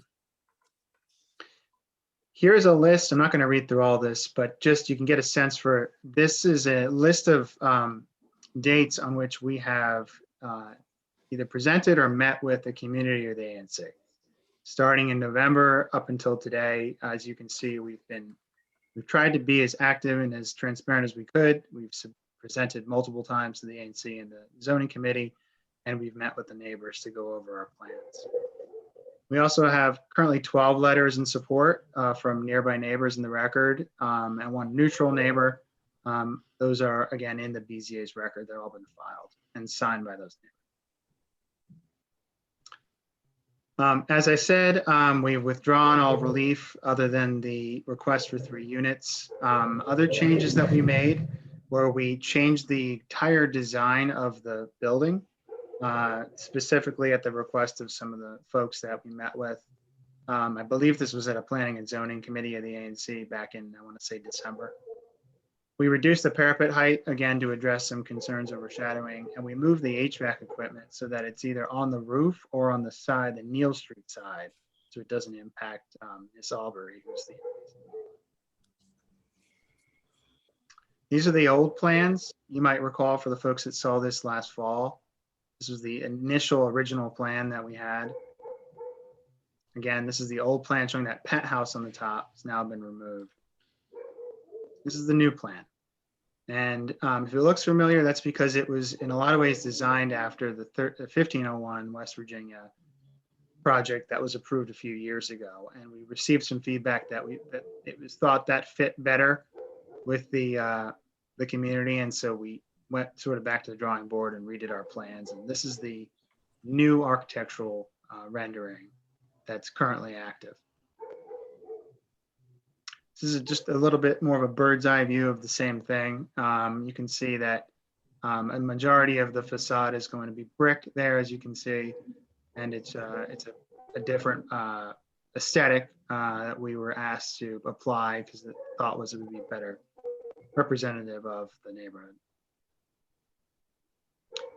These are the shadow studies. There's been a lot of discussion about with the neighbors about whether the shadow studies or the new shadows are going to be impacting the adjacent neighbor. During the summer months, there's really almost no change to the adjacent property, as you can see here.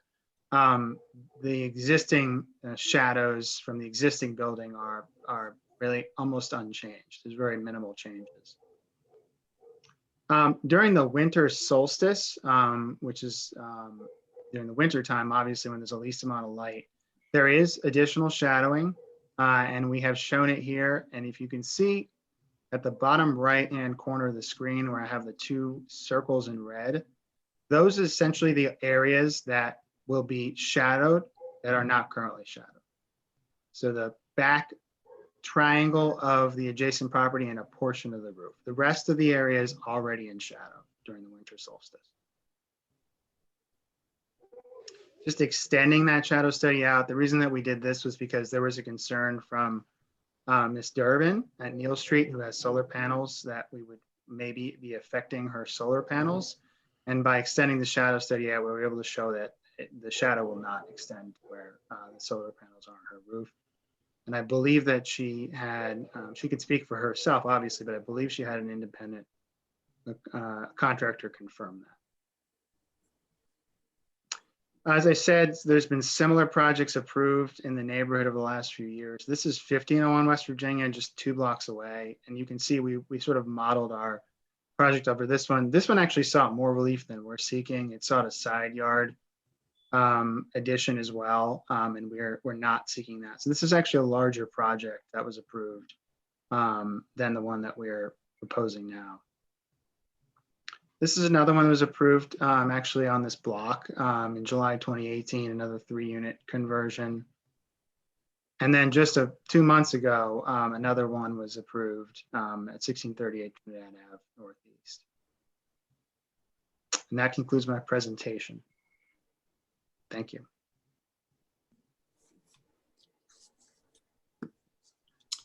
Great. Okay, thank you. Much appreciated. Just in the interest of time, I'm going to go directly to Commissioner Hoffman to see if we had any feedback from the neighbors, if there were any concerns from the adjacent properties. There have been several conversations with the neighbors and adjacent property owners. I mediated one session with all of the parties groups, including Ms. Durbin, the Albury family, and the church that runs the school across the street was actually granted party status as well. If any of those people are currently on this meeting and have any comments or anything, Okay. I would appreciate to And hear from them. I'll just say this in the interest of time. Can you just give us a synopsis as to whether those issues were actually resolved or not? The major concern for me on this project was the lack of walking into the BZA hearing without a construction management agreement that the abutting property owner, the Albury family, has been requesting. There has been some back and forth negotiation on that, but there has not yet been a signed and agreed upon agreement made. So that's where I'm at right now, worried about. That's primarily what I'm concerned with. And also a missed deadline of posting. I think Exhibit 80 is waiving the applicant's responsibility to post something 15 days prior to the hearing, and it was now at 13 days, which just contributes to the negative community feedback that there's been not enough communication about this project directed at the community. So then are you making a request for some changes, or are you making a request that we vote to support as is? My report is in support of the project, conditionally that a construction management agreement is reached between the two parties. Okay, all right, and I do see a hand raised. Dietrich, if you are an adjacent resident, keep your hand up. If not, we're gonna need to move forward in the agenda. Okay, it looks like, okay, all right. So Commissioner Hoffman, did you wanna go ahead and make that motion? Or is there any additional feedback from any of the other commissioners? Okay, and then I do see Dietrich, I do see that hand going up and down here. Are you an adjacent neighbor who needs to give feedback? If so, please raise your hand. If not, we're gonna have to move forward. Okay, all right, Bosco, can you please allow Mr. Johnson to speak? All right, whenever you're ready, if you'll unmute. Yes, good evening. I'm just checking to see if the Albury family is on in this meeting. I am not the adjacent owner, but I know that the owners, the people who are developing that property at 1301 have misrepresented themselves. I know they did with me. I think it's nice to see slides and presentations and everything seems to be wrapped up so neatly, but we have a resident who's been residing in this community for over 70 years in her home. If she raises her hand to say that it's adversely affecting her, this is someone who has supported our community for all these years. Her work in the community and the schools, raising her family. It is almost like a David and Goliath situation. People tie up nice, clean bows and present themselves. But Ms. Albury is a woman of character and integrity. And she has honestly expressed her views and her concerns. Her family has done that on her behalf. And she's really not asking for a lot. She's asking for respect, which this particular developer have neatly done what they've done. 1501 has had problems with the land sinking, which they have not mentioned today. The gentleman who represented himself at living at 1301, who is, I guess, the developer, came to my house and twice, and I couldn't see him because I was working. And I asked him to leave the material with me the second time. He said he would do that. And then he turned a sheet around and handed to me and said, just sign this. This just says that I've talked to you about the project, which he hadn't. So I said, no, I'd rather read it. When I went back in the house to read it, the last line of the letter said, I fully support this project. Now, if I had just taken him at face value to sign what he said, sign this, the only thing is saying that you support this. He misrepresented himself, even as a neighbor and as someone who really cares about our community. Mrs. Albury has a voice. We in this community have a voice. You have money, you have power, you have attorneys, and you represent yourself and you have clean pictures, but this is not, and I'm asking the commission to stand with Mrs. Albury in our community. I had another neighbor who retracted his after he realized what was going on. He didn't really understand what was going on, so he sent in a retraction. And so the commission needs to understand that. Mr. Hoffman, you need to understand that our voices do matter. Yes, there may have been some other projects. I have neighbors who live in this Trinidad community. And I've been here like 32 years. There are projects going up on their block. The Board of Zoning hasn't notified them. They don't know what's going up until it's up. They haven't even had the opportunity to say, this is how it will impact me. Mrs. Albury is in her 90s. She has a family. And I'm saying that there are people behind these zoning rules that are approved. There are real families, there are people. And when our voices say that you are adversely impacting me, it has to be taken into consideration, not modifying it to fit what you want, but actually yielding to what this neighbor says is adversely impacting her life. And we're asking the board, and we're going to ask the zoning board to do the exact same thing. This is a person. This is not just buildings like he just showed you. At 1501, the gentleman said his yard began to sink. It's up on stilts. Yeah. Can I just pause you? Can I just pause you right here and ask, would you be open to some additional conversations about how this can be resolved? Because my inclination, and this is just, I'm one person and we'll have to vote, but I want to hear your feedback on this before we do, is to say this doesn't sound fully baked to me in terms of the community relations here. And there are some cases where I think it's reasonable to have a stipulated, agreement in place, but this just doesn't sound like one of them. So I don't know if this is Miss Johnson I'm speaking to, but that's the name I see on the screen. Yes, this is Miss Johnson, but the Albury family I know are the ones who are representing themselves. And I was a neighbor in support of their opposition. And I know I've heard them say they made changes, but I know the Albury family is on this call. I'm not sure why. Okay. It might be a technical issue, but I just want to make sure that You know, this is a situation where it sounds like there needs to be some more work with the neighbors to make sure that folks are on the same page. And I do see it says Bonita Dale. So Yes. are you representing the Aubrey family? Yeah. She's one of the party status representatives from Miss Okay, Aubrey. okay. So Bosco, let's unmute Miss Dale, and then I just want to hear feedback, just in the interest of time, because I'm not inclined to approve this as it stands. But I do want to make sure that you guys are amenable to moving forward with additional conversations. Can I speak now? Yes, Oh, okay, please. I'm sorry, thank you. I'm Benita Alberry Dale. I am Lottie Alberry's daughter. And I want to thank Ms. Johnson for taking the time out and giving her testimony, because this has been a very difficult task for us from the very beginning. And I just want to say that going forward, we all hope that we can come to the tables with some kind of conclusion so that everybody can be happy, and especially for my mother.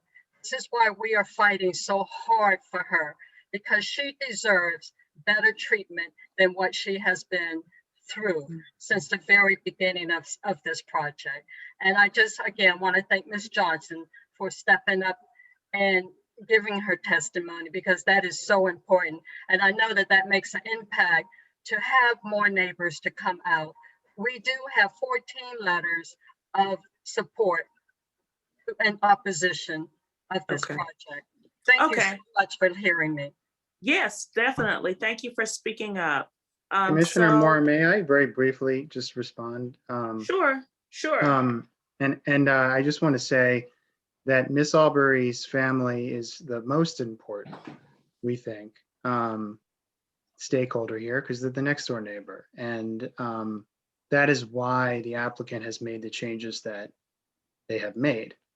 And the building at this point, I just want everyone to understand this. It is a by right proposed building. Anyone could build it without BZA relief. We have removed all of the aspects of this project that require additional relief, except for the 3 versus the 2 units. And we did that on purpose. That was to respond to Miss Alberry and the neighbors. And I think that it keeps getting missed. That's not insignificant. That was a big change. We had our architect go back to the drawing board and redraw the whole plan. And we did that over the holidays, hoping to be able to get this to the BZA.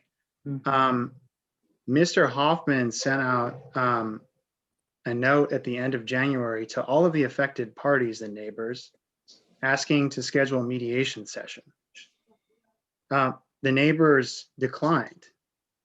And it wasn't until the beginning of March, just last week, that we finally heard that the neighbors were interested in having that session. And then today, after working over the weekend on a construction management agreement, by the way, the next door neighbor has an attorney that is working with them on that. A very competent and qualified land use attorney, I would add. And just today, with no notice, they filed a motion to postpone the hearing tomorrow at the BZA. So I just want everyone to understand that we take seriously the neighbors' concerns, and it's important that we all work together. I think at this point, though, that we're not working together, and it's not because the applicant isn't trying. Well, look, I think I'll just say this. I get it, right? You guys have different perspectives on the project, but that's just the point here of this entire process, is how can we get people who are gonna have to live together or whose properties are gonna be adjacent to each other or what have you, on the same page about how to move forward. I mean, that's the major reason why this process exists. In some cases, it's easier. In some cases, it's more challenging, but that's just sort of part of the process here. And so I do understand that, you have a business you're trying to run, but people have a home that they're trying to protect as well. And so I think why I asked the question about making sure that people were ready to move forward on a mediation is because, this is a process that we're accustomed to. I understand what you're talking about when you say that you're doing something by right, or, that you're only asking for a certain special, But if you're a neighbor and you don't deal with this all the time, that language means nothing to you. And so I'm trying to figure out here how we can get you guys on the same page. You know, I understand what's happening here. I get it. But I need for us to be in a situation as a community where everyone is well informed. And so that when they give their consent, they know exactly what they're signing up for. For the neighborhood, not for Right. the That's exactly it. And so we're here to try to make sure, you know, our neighbors don't, you know, all the language that you're talking about is stuff that we understand, but we got to make sure that the neighbors understand exactly what you're asking for, exactly what you're offering, and exactly what the expectations are. And so that's the thing that I'm trying to get across to you guys. I get where you're coming from, but I think that was Ms. Johnson in the background. You know, we're the commissioners for the community. And so we have to make sure that our neighbors who are not dealing with these issues all the time know exactly, you know, what the situation is and what their expectations should be moving forward. And you know, maybe I wasn't privy to all the meetings, but I can tell very clearly that we're not there yet. So we need to be there. Commissioner, can I speak real quick to some of that? Yes. Yeah, very quickly, because we're well over the I'll time. I'll try and be very brief. Adding on top of what Mr. Williams stated earlier, we, in speaking with the adjacent neighbor and addressing some of their concerns, along with making the revisions to the design aesthetically, reducing the massing of the project, lowering the roof height. We also addressing some of the concerns regarding the sinking ground and the collapsing structure over at 1501 West Virginia. We're not doing any underpinning, which is what 1501 was doing. We've actually set back any excavation for the basement from the foundations to further make sure that there's no risk to compromising Miss Albury's property. In the construction management agreement, which we sent over, we reviewed first, we sent it to the Albury family last week. I believe it was last Wednesday. Okay. So let me just, I'm gonna pause right here because we're getting back into the details of what's been sent to whom and when. And I think that's a great conversation for you guys to have offline. You know, I think the concern with that though, my concern with that though is that we've been having these conversations. The community, we have over 10 letters of support with but immediate neighbors. Of the 14 letters of opposition that the Albury family referenced, at least 4 have retracted that we have already submitted exhibits pointing out that they don't oppose it. And of several others within that group, we've spoken to those people as well, asking what their concerns are. And several of them have told us that they don't have an issue with our particular project, any specific issue. It's just an issue with development in general that they feel is happening too quickly in the community, which is entirely a fair feeling. And there's nothing, it's their right to have that concern, but I don't think it's particularly relevant to the specific project in that it is not a specific issue with our project. And I get it, but we have agreed to everything. I get it, but I'm gonna have to stop you here because we're well over the time on this for tonight's meeting. And this is just tremendously clear at this point that the support is not fully baked, listening to either side of this dispute. You know, there's some back and forth as to neighbors giving support and rescinding it. You know, this is not where it needs to be for us to take a vote as a commission tonight. That is my firm opinion at this point. Commissioner Hoffman, if you want to go ahead and, you know, make a suggestion here on how to move forward. And let's see if we can get this fully baked before it's back on our agenda next month. You know, there's got to be some resolution here beyond what we've seen tonight. Sure. I don't know if this part of the information might change your mind. Tomorrow morning is the BZA hearing that has been extended once from our, so regardless, I am only inclined to support this project only if a amicable construction management agreement is agreed upon. However, that does not seem that will meet all of the criteria for support. So I move to remove my resolution to vote on this from the agenda this evening. Okay, so you're making a motion to table for next month's agenda? Yes. Okay, all right, so I second that motion. All in favor? Aye. Any opposed? Any abstentions? Abstain. Okay, got it. So that's 601. Hold on.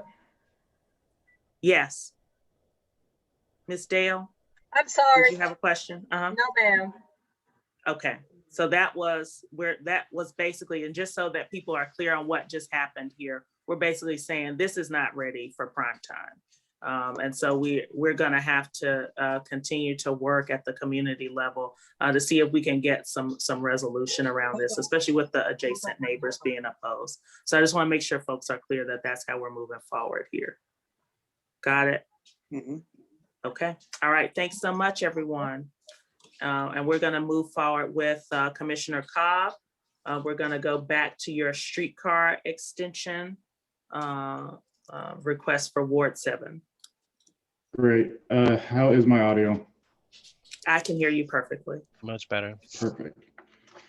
Okay, so the last few years, DDOT has been toying with the idea of extending the streetcar from its current end on Benning Road, just west of the Anacostia River, all the way east to the Benning Road Metro Station. And DDOT has done its studies. They're wrapping up their public participation phase. And now the next step is just to get funding. So there are many people and many groups pushing for the mayor to add into her proposed budget money for the extension. And so this this resolution essentially asks the mayor to do just that, and for DDOT to further explore the option of extending the streetcar westbound all the way to Georgetown. And as far as what others have, first off, this project is not just the streetcar extension, that's the primary part of it, but also DDOT plans to redesign Benning Road to widen the sidewalks and add some bike infrastructure to make it easier for people to walk on that road and bike around. And they'll also redesign the 295 Benning interchange to make it less chaotic. Now, as far as what other groups have done, ANC 6A and 7E have passed resolutions in favor of this proposal. 7F is considering another resolution, and they'll take it up at their meeting next week. And multiple groups have submitted letters to the mayor and to DDOT supporting this project.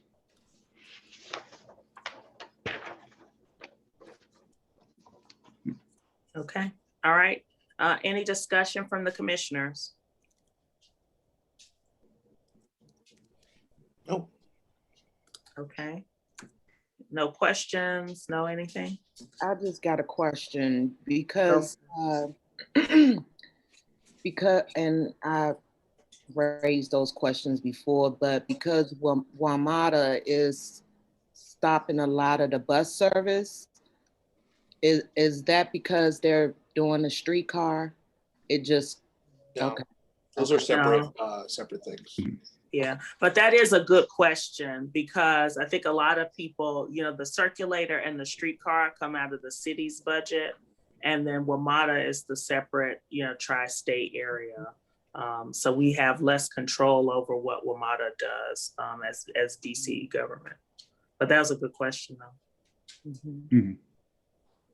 Okay, Commissioner Cobb, did you want to go ahead and make the motion? Sure. I had one follow-up question on the okay. topic. You said there were some groups involved, Commissioner, involved in supporting this extension.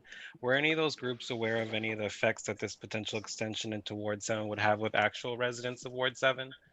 Any negative effects? Just because when we see a lot of these investments in street infrastructure, we see a large opportunity for developers to come in and start gentrifying some of our neighborhoods at a quicker rate than usual. So that's my curious take on that issue, if you have any information on that particularly. Sure, thanks, Commissioner. And that's a very valid concern that I have thought a lot about when considering this resolution. As far as I mentioned the ANCs that supported this resolution, including 7E, which is near the Benning Road Metro Station.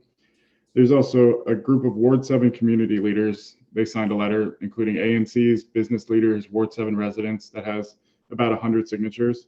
There's an informal group called Ward 7 Friends of the Streetcar, Ward 7 residents, and their letter has over 500 signatures. And a survey of Ward 7 residents found that roughly 62% of people support the project of those surveyed. All right, anything else? All right, I'm not hearing anything else. So Commissioner Cobb, if you want to. Great. I move that we vote to support the resolution for the streetcar extension to the Benning Road Metro Station. Seconded. Okay, all in favor? Aye. Aye. Aye. Any opposed? Any abstentions? I'll abstain. Okay, so let's try this again, y'all, because that was not, I don't know who voted what, and that's not okay.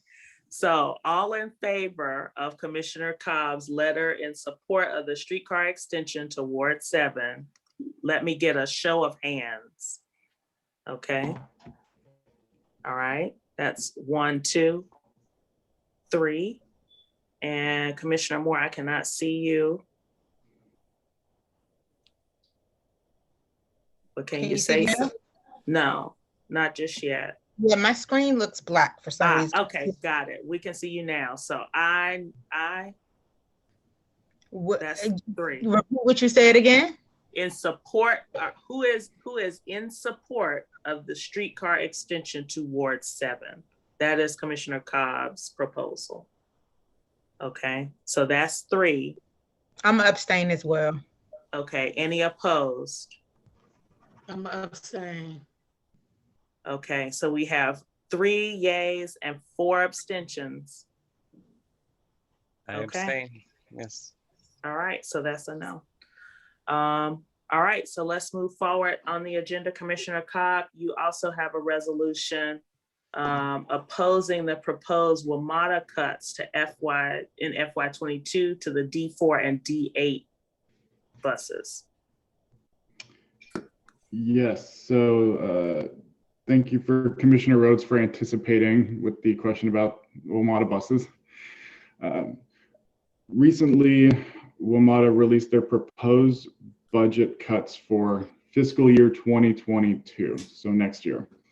And in that proposal, they are considering completely cutting the D4 and the D8 bus lines in the second half of 2022, complete elimination. Now, just to be clear, it's unlikely this will actually happen because the original budget proposal assumed that there would be no federal relief. And it looks like that federal relief will be here any day now. But WMATA still is legally required to consider a budget if there were no federal relief. So I think just for so many countless reasons, it's critical that WMATA never cuts the D4 or the D8. They already cut the D3 a few years back, and the D4 and the D8 are vital to Trinidad and Ivy City and the other surrounding communities. The D4 gets us downtown, and the D8 goes through Ivy City, it goes to the shelter, and above all, it goes to Washington Hospital Center. I mean, I've taken the D8 to the emergency room before. I don't know what I would have done without it. So that's just emphasizing that cutting the D4 and the D8 would simply be inequitable and really strand these communities. Okay, so do you want to go ahead and make a motion here? Sure, I move that we adopt the resolution opposing WMATA's proposed cuts to the D4 and D8. Second. Okay, all in favor? Aye. Aye. Any opposed? Any abstentions? Okay, the ayes have it. Thank you so much, everyone. Okay, we are still a little bit behind schedule, but we do have next up on our agenda. Kelly, let me just, hold on. We have Kelly Jung Olson from DDOT, who, if Bosco, if we can get her up as a panelist.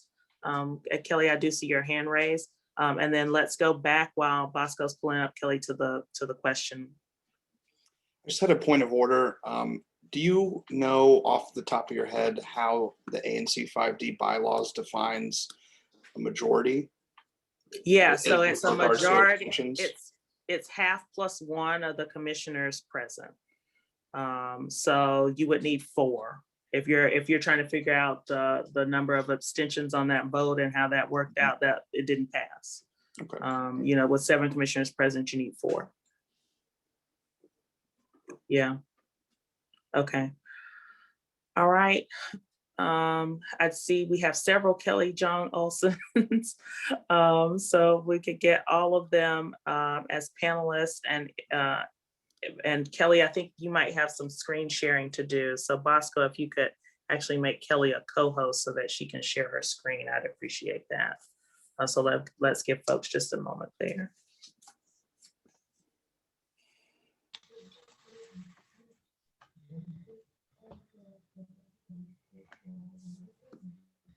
Okay. Right. And I think we're still trying to get Kelly moved up as a panelist here.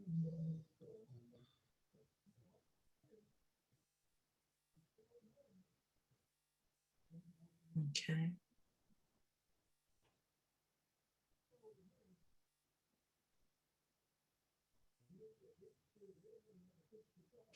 Hello, can everybody hear me? Yes. All right, thank you so much for having me. I'm going to share my screen. Go for it. Can you see my screen? Yes, I can. All right. All right, good evening, everyone. My name is Kelly Jong Olsen, DDOT's Community Engagement Specialist for Ward 5. Tonight, I'm here to give you a brief overview of DDOT and also provide an update on a few ANC 5D related items. ANC 5D related issues. After my quick presentation, my colleague Leslie will join to talk about Move DC public engagement as well. Here's a list of DDOT accomplishments we made last year. I want to highlight a few things. First, we reduced the district's default speed limit from 25 miles per hour to 20 miles per hour. I'm sure you've noticed new 20 miles per hour signs on your street. Also, as you may already know, our former director, Jeff Marudian, is no longer with DDOT.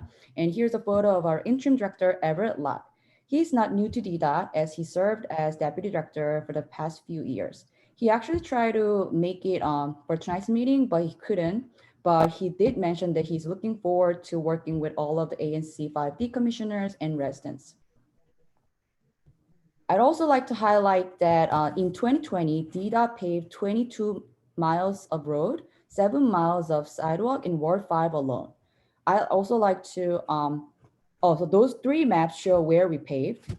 One thing to note is that for alley map includes all of the 94 alleys we paved since 2015.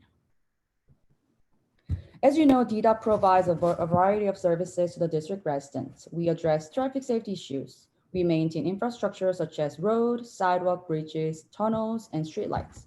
We also maintain street trees on public space. Also, we issue permits for public space. One reminder is that DDOT is not a traffic or parking enforcement agency. As you know, traffic enforcement is done by MPD and parking enforcement is done by DPW. I hope everybody is very familiar with this page. It's the DC 311 website where you can request many city services.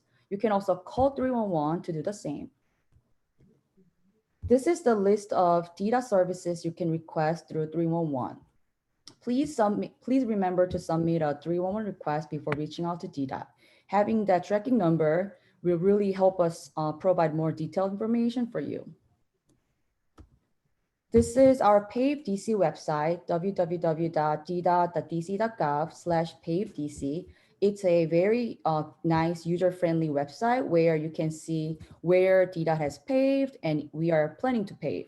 You can search by ward, ANC, or by your address. Our 2021 paving plan will be updated next week, so please make sure to check it out next week.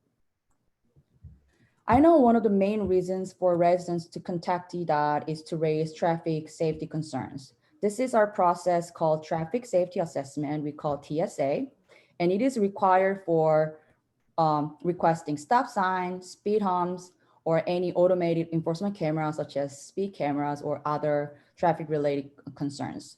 First step is to call 311 or contact DDOT to start the process by filling out the TSA form so that our team can understand the issue better, and then we will work with the ANC commissioner to ensure that she or he is aware of the request and supports it. Then our team will evaluate and determine what action is needed based on the issue listed in the form. The entire process usually takes about 4 to 6 months, but considering the pandemic related delays, we are currently experiencing longer processing time. So lastly, I want to provide some ANC 5D related updates. So I'm sure Chairperson Moore and Commissioner Moore is very familiar with 17th Street safety issues, especially between M and L Street Northeast. This is 4 intersections along 17th Street. So we understand that there has been multiple crashes along the street. So TDOT is aware of all of these issues. And so we recently installed new letter style crosswalks and added pedestrian warning signs. And also we installed a driver feedback sign on northbound at the 17th and Lang intersection. So this is a little sign that when you pass by the sign, the sign will tell you your current speed. And we also currently working on new signal timing adjustment improvement for L and M intersection. Those intersections are signalized intersection. So we are reevaluating to make sure how we can improve those. And this change will happen summer 2021. And also, I'm sorry, there's typo there, that traffic lane reduction study is planned for this fall. So currently 17th Street is four lane, 2 lanes each direction. And Commissioner Moore and other residents mentioned that it's just too much. So, a lot of speeding and traffic issues. So they are asking if we can consider maybe 1 lane per direction. So we are going to do the study and the report will be available in the fall. So we are already in the process. So when I say fall 2021, meaning the report will be shared with the community in the fall of this year. And the next one is West Virginia Avenue Bike Lane Project, and our bike team presented last month. I'm sure everybody's familiar with this, but if you still have a lot of questions, I'm happy to guide you to our project website or connect you with the project manager. The last one is Bladensburg Road multimodal safety study. This one was also raised during last month ANC meeting when I attended with the bike team. And this is an update that we have a study plan for the Bladensburg Road. And the good news is a study limit is from Benning Road all the way to the district, the line, the Eastern Avenue. And one of the intersection raised during the last month meeting was Bladens, Mount Olivet, and 17th intersection. Definitely that intersection will be included in the study. And so we are still in the process of planning. It's very early stage of planning. So we are gonna start public engagement. So we are definitely gonna come back to ACE 5D to provide more updates. So next I'm going to turn over to my colleague, Leslie. Hi, everyone. Good evening. Thank you for letting me join your 5D ANC meeting. And thank you, Kelly, for sharing the time with me as well. My name is Leslie Rupert, and I'm the State and Regional Planning Manager at DDOT. And I'm going to put the Move DC website in the chat for everyone. My brief presentation is really focused on the survey that's out now and the public engagement that that's currently underway. But I do just want to take a moment to really talk up the website. It's really a great resource. If you visit the website, you'll see a homepage that gives an overview about what Move DC is. There's links to the survey and there's links to the strategies if you want to read all of the strategies that the surveys are going to be asking you about. So that's available from the homepage. There's an equity tab that highlights DDOT drafted and adopted an equity statement earlier this fiscal year. It's also on DDOT's homepage or DDOT's website. The equity is such a foundational value to this Move DC update that we also wanted to make space for it on our website as well. There's a goals, policies, and strategies tab, which also really gives you the framework for Move DC and talks about how we are structuring this long range plan update. There's a link to our DC STIP, which is the State Transportation Improvement Program. And that's where we communicate the projects that are funded with federal dollars or that are regionally significant. And there's a relationship between Move DC and the STIP. And importantly, there's a resources tab that has all sorts of maps that are really interesting. So we welcome you to please peruse this website. There's a lot of information there. So as I overwhelmed you with information, what is Move DC? So we can move to the next slide. Move DC is the District Department of Transportation's long range plan. It sets a 25-year vision of what do we want the transportation system to look like in the future. It is a federally required document, and importantly, it gives us an opportunity to really talk to district residents and our stakeholders about what do we want the future to look like. This document helps guide and prioritize our investments and developments and projects. And that's what I was talking about when I talked about the DC STIP tab that's on our website. The projects that we fund should be helping us implement our goals and policies. Move DC was first established in 2014, and this is our first update to the plan. Go to the next slide. Thanks, Kelly. So how does Move DC affect you? Piggybacking onto the comment I just made about impacting how we select projects to be funded, that helps improve our public transit system. It helps improve our bicycle and pedestrian amenities. It reduces traffic congestion, improves air quality, and helps us make sure that we are meeting our mission to implement the transportation network equitably across the district. This helps us prioritize our work, and it helps us really understand the trade-offs that we're making on the space that's available, and like where do we remove lanes that Kelly was just talking about as a possibility. We can go to the next slide. So we are well underway in public engagement for this phase 2 of the survey. We had a survey that was also available last fall that was really focused on our goals and policies. And we also had some mobility maps that are available on the resources tab. So now we're asking for more feedback and help from the community to understand where are we getting the right message for the strategies that we're putting forward, and where would you like us to see us make different improvements or different pushes. I will note that in the survey, when you open it, which I'll put that link in the chat as well, there's an opportunity also for open comments, and I would encourage you to please use that tab or that comment section very freely. That was also very invaluable information that we received from the public last fall, and we look forward to reviewing all of the comments that we receive in February and March on the strategies. You can see on this slide that we have had some virtual town halls last month. Recordings of the town hall, both from last fall and also in February, are available on the Getting Involved tab of the website. And there's still 3 more opportunities to call us. We love it when people call during our hotline hour. Every Thursday morning at 10 a.m. You can call 202-599-7371 and talk to somebody at DDOT about Move DC. We can help you navigate the website. We can also offer the survey over the telephone. If you are not free on Thursdays at 10 a.m., you can call that number also and leave a message, and we will call you back. But please do remember to leave your contact information so that we can get back to you. You can also email us anytime at movedc@dc.gov.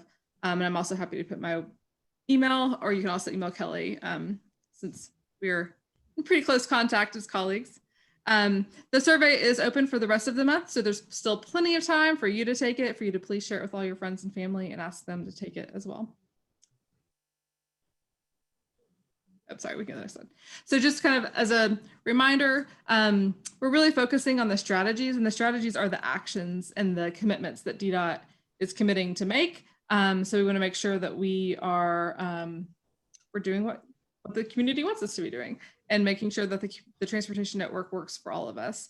And again, I will please encourage you to check out all of the website. There's really a lot of really neat maps there. The mobility priority maps show where we want to be planning to make improvements on the pedestrian and bicycle networks, as well as our transit networks. Since last fall, we created some transportation needs maps that overlay where we have needs on proximity to high frequency transit, access to jobs and destinations with safety issues. So you can see where the district, where we need to improve for those 3 important elements about getting around. And again, please feel free to call us, email us, check out our website, and please take the survey. We look forward to your feedback. Okay. All right. Thank you, ladies, so much. I just have a few items, and just for the sake of time, we're only going to get to do 2. So from Elizabeth Boylan, thanks, Kelly. Can we request a circulator up West Virginia, since they have to drive up here anyway after their routes, and the new developments up at New York Avenue? I don't think I can answer yes or no right now, but I'm happy to follow up. I'm not sure if you're considering like new routes for circulator bus, but definitely I will circle back to our team and get back to you. And then this from Jean Gross Bethel, and I'll take this one. It says, as a result of the streetcar, Verizon will be removing its copper wiring and converting to fiber optic. I would suggest you invite someone from the Office of the People's Counsel to share what this means and how this impacts the residents within 5D. And so actually, we've already been talking to the contractor that's going to be doing that work. And so they are, as of right now, scheduled for next month's meeting to talk about the differences between the copper and fiber optic cables that are changing over. I mean, and some of that is just because things wear out over time as well. But thanks for that. All right. So thanks so much, ladies. And if you could just drop your email addresses in the chat as well, so that people can get in contact with you if they have additional questions. Will do. Thank you so much for having us. Okay, great. Thank you. And then next up, we have the folks from Solar for All. So if you're here to talk about solar, if you could raise your hands. And then Bosco, if you could elevate those folks who have their hands up now to co-host so that they can share their screens as well. And we'll give you a moment here to make that change over. And then just so we're aware, next up we'll have Holland and Knight after the Solar for All presentation, talking about 1900 Fenwick Street Northeast. And just so everyone's aware, we have about 10 minutes on the schedule, 8 to 10 minutes for each of these. So thanks so much. All right, take it away. So thank you so much, Commissioner. My name is Katya Botwinick. I am representing the Department of Energy and Environment. And I also believe, I see here, Alexandra Wyatt is also here from Grid Alternatives. We're gonna tag team this presentation. Would it be possible to share my screen for some slides? Let's see, if you are not a co-host, we're gonna go ahead and make you a co-host now. All right, you should have that ability. Thank you so much. All right, so I'm gonna try to move through this very quickly. For folks that aren't familiar, Solar for All is a relatively new program from the Department of Energy and Environment. The overall aim of Solar for All is to bring the benefits of solar energy to 100,000 low to moderate income households within the District of Columbia by 2032. It's an extremely ambitious goal, and we're just really getting started. Every year, our team has been installing many megawatts of solar within the district, and I lead recruitment and engagement for community solar part of the program, and we are actively recruiting folks into the program right now. There are actually 2 distinct programs within Solar for All. There's the single family solar program and community solar. Single family solar is what you traditionally think about as solar, where you get solar installed on your home, on the roof, and then that directly feeds into your grid, and you save money that way. But community solar is actually, we build the projects off-site. They're much larger than single family installations, and that's what I'm going to focus on in my presentation, and Andy's going to talk more about single family solar. So to get into single family solar, or sorry, community solar, So the way that it works is we build solar out within the community. We've built out solar in every single ward, and they're very large installations. We've built them on the tops of office buildings, schools, hospitals. This picture illustrates more of a solar farm where the panels are aligned in a field. One of the largest projects is actually in Ward 8 in Oxon Run. That specific project will be providing power to 750 families. So that kind of gives you a sense of the scale of some of these projects. And the way that it works is when you sign up for Solar for All, you become what we call a subscriber. And as a subscriber, you get assigned to one of these community solar projects. And every month that solar project will be generating energy, and you get credited for that energy on your PEPCO bill. So over the course of a full year, the guarantee of our program is that you'll save up to about $500 on your electric bill. So it's a significant amount of savings. And month to month, that'll fluctuate because solar energy fluctuates. So it's about to get a lot sunnier, which is wonderful for solar. The credits will be much larger in the warmer months, but they'll go down a bit in the winter. But again, overall, residents that sign up should expect to get about $500 worth of savings overall. And because it works in a way that the solar is installed off-site, if you are a renter, if you live in multifamily housing, this means you can go solar and you can participate and you can get this benefit. So that is a thing that I think a lot of folks don't understand when they hear or learn about community solar.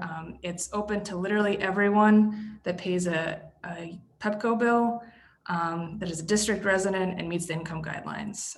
And you don't need your landlord's permission. You don't need your neighbor's buy-in. You can do it totally independently. And that is the way we're going to hit that 100,000 goal, is mostly through community solar.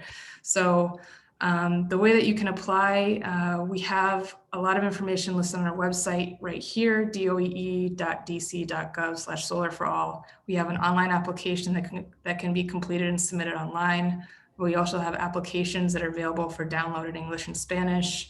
And then if folks just want us to mail them an application because they prefer to fill it out by hand or don't have good access to the internet or computers, we are more than happy to do that and mail folks applications, and they can be returned through the mail as well. We do visit the office somewhat regularly still to pick up mail. But we do have a hotline dedicated for Solar for All right here, 202-299-5271, and an email. So if you have any questions about the program, you want help signing up, please contact us and we'd love to help you. And then just a really quick note on the income guidelines.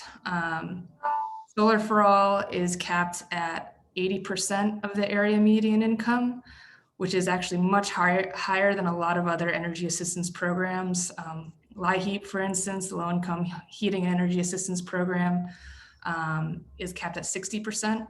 So that is a difference in 20%, and it means like a lot more folks will be eligible for Solar for All, and a lot of families and households that might not have ever received benefits before could also benefit from Solar for All because it's really low to moderate income. And then finally, this is my contact information. Please reach out if you have any questions or want to learn more.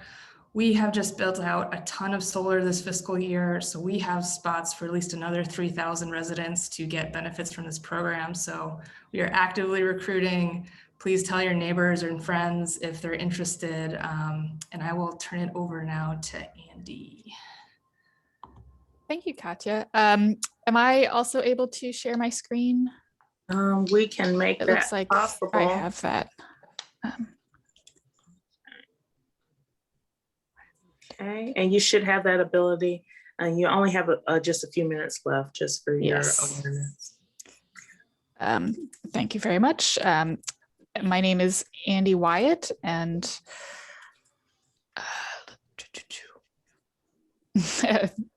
I'm with Grid Alternatives Mid-Atlantic. And I'm here to talk about the more traditional side of Solar for All, that rooftop solar, although it's got some non-traditional twists to it.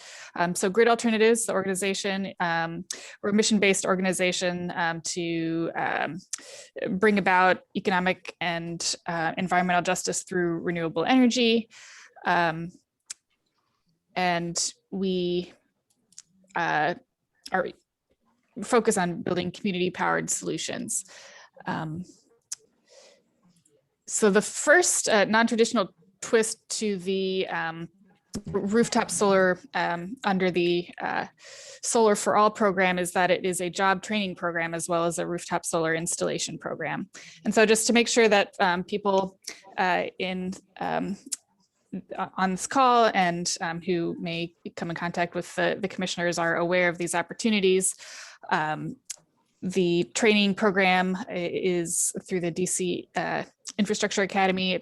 We have 2 12-week cohorts in the fall and spring, open to district residents 18 and over, and it's a hands-on industry training with certificates to get started in the solar industry if that's how folks want to do after they complete the program. There's also a 6-week youth-oriented program in the summer. And so I have some information here on onboarding requirements. In the interest of time, I'll just flag that solarworksdc@gridalternatives.org, or I can send additional contact information by phone or our website for more information. All right. Well, thank you so much. I have a very brief part 2. Okay. Go ahead. Go for part 2. Because this is the it is a 2-part program. It is combining the workforce training with the solar installation on your home. And so this is where the solar panels are actually on your rooftop, and you'd get major savings by having this solar on your roof. Here's some of the elements of our program. Just to explain a little bit, we do have a third-party ownership system. So the third-party owner, which is Red Ball Residential Partners, owns and maintains the system on your roof, and then we build it, and then the resident gets 100% of the energy from that system. There's a 20-year warranty for monitoring, maintenance, and repair. And we have the same income qualifications as the community solar side of the program. And the other qualifications are that you own and live in your home, and that your roof can support solar, that it's not completely shaded, and is or can be made structurally sound. And so we have some more information about our process here. It does take some time being a construction project on your home, but we're happy to start working with folks anytime. Again, I can give this information, contact information after this meeting. The last thing I would want to mention is that we have a referral program, and you don't have to be an existing customer to get that rewards program, but if you can share the benefits of solar with friends and family in the district who may qualify, you may be able to get this benefit. And thank you very much. I'm happy to work with DOEE and the Solar for All program on bringing energy savings to folks in the district. All right. Well, thank you so much. I like that last slide. That's cute. I just wanted to do 2 things really quickly. If you're here for the next case, if you could go ahead and raise your hand so that Bosco can start elevating you. And then before we end this discussion on solar panels, I don't believe I heard this, and I'm a big proponent of solar panels, but in this model for the homeowners, the last one that we talked about, where there's kind of the 3 circles there, who takes over the solar renewable energy credits? Does it stay with the Red Ball group in that bottom circle? And then a homeowner benefits from the cost savings on electricity? That's correct. And so, yeah, they are able to take advantage of the federal tax credits, which we as a nonprofit are not able to do, and not every household is also able to do. And that just really lets us stretch our dollars further and serve more families. But yeah, the benefit to the homeowner is the free energy on the roof every month. Okay. All right, thank you for that. Thank you very much. All right, and if you ladies could just drop your email addresses into the chat so that people can contact you who are online now as well. All right, thanks so much. Okay, so we'll move forward and we have a PUD, possible PUD at 1900 Fenwick Street Northeast. And I think we have folks from Holland and Knight here to present. It looks like Jeff Goins and Layla Beatties. So Bosco, if you could elevate these folks.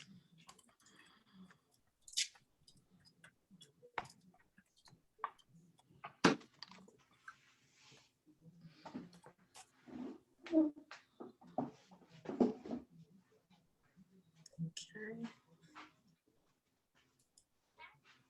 All right. And then does anyone need to present? Who do we need to make a co-host so that you can share your screen? It's just Jeff Goins and me, and Jeff is on, and so I'm gonna do a brief presentation and then turn it over to Jeff. Okay, so are you both needing to share your screen? No, I don't need to share my screen. Okay. My cat. Okay. All right. Okay. Good evening. My name is Layla Beatties. I'm a partner with Holland and Knight, and I'm joined by Jeff Goins with PGN Architects, and we're representing the owner of the property at 1900 Fenwick Street Northeast, excuse me, where Profish is located. And I want to just personally thank Commissioner Rhodes for coordinating our participation in this evening's ANC meeting. The property owner, Ocean Pro Properties, is intending to file an application for PUD and related zoning map amendment that would rezone the property from PDR1 to MU7. The PUD with the rezoning would allow for the redevelopment of the property with a mixed-use building that contains 123 apartment units, residential units with retail, service, and production uses on the ground floor of the building, and a below-grade parking garage with approximately 80 spaces. The building would have a height of 80 feet, where the PUD regulations allow up to 90 feet, and it would have a density of 5.69 FAR, where the PUD regulations allow up to 5.75 FAR. And Jeff is going to walk through the building plan shortly. I just want to give a quick overview on the PUD approval process. We filed our 45-day notice of intent to file. We issued that on February 12th. We met then with Commissioner Rhodes and Kevin Horgan on that same day, February 12th. And then we presented to the ANC Zoning and Development Committee on February 18th. I have already started my preliminary conversations with Commissioner Rhodes around the PUD benefits and amenities package. So we had a conversation on the 26th. And then we're looking to file our PUD application on or around the 29th of March. And that would comply with the 45-day notice requirement. And so I just want to and after the application is filed, the Office of Planning will issue a report for the set down of the application for public hearing. And that will be the first thing that the Zoning Commission acts on. In terms of PUD benefits and amenities, this came up at the committee meeting. I sent over to Commissioner Rhodes the PUD regulations because they are what establishes the guidelines for what constitutes an appropriate PUD benefit or amenity and how they're to be evaluated by the Zoning Commission. And just generally speaking, the PUD benefits and amenities have to be commensurate with the development flexibility. That's the height and density, and the height and density that are achieved through the PUD process.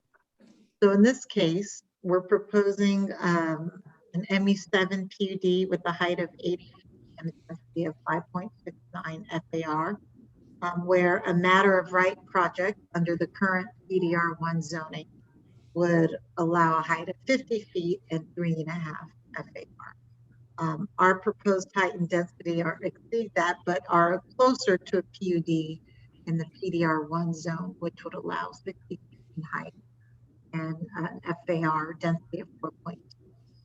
So some of the PUD benefits and amenities outlined, identified for this project now as outlined by the zoning regulations would include that the project will have 13% of the gross floor area reserved for affordable housing, where the zoning regulations only require 8%. A significant percentage of the affordable units will be 2 and 3 bedroom units. Also, the change in the zoning allows residential uses where the current zoning does not allow any, and that is a stated benefit under the regulations. And then the project will have significant sustainable design elements. So I will, and these are, things that are already kind of outlined in the preliminary plans for the project. And as we go forward, I will continue to work with Commissioner Rhodes on coordinating efforts around the PUD application. So that concludes my portion of the presentation. I'm going to turn it over now to Jeff Goins, who is going to review some of the elements of the project design. Thank you. All right, thank you, Lila, and good evening, commissioners and members of the community.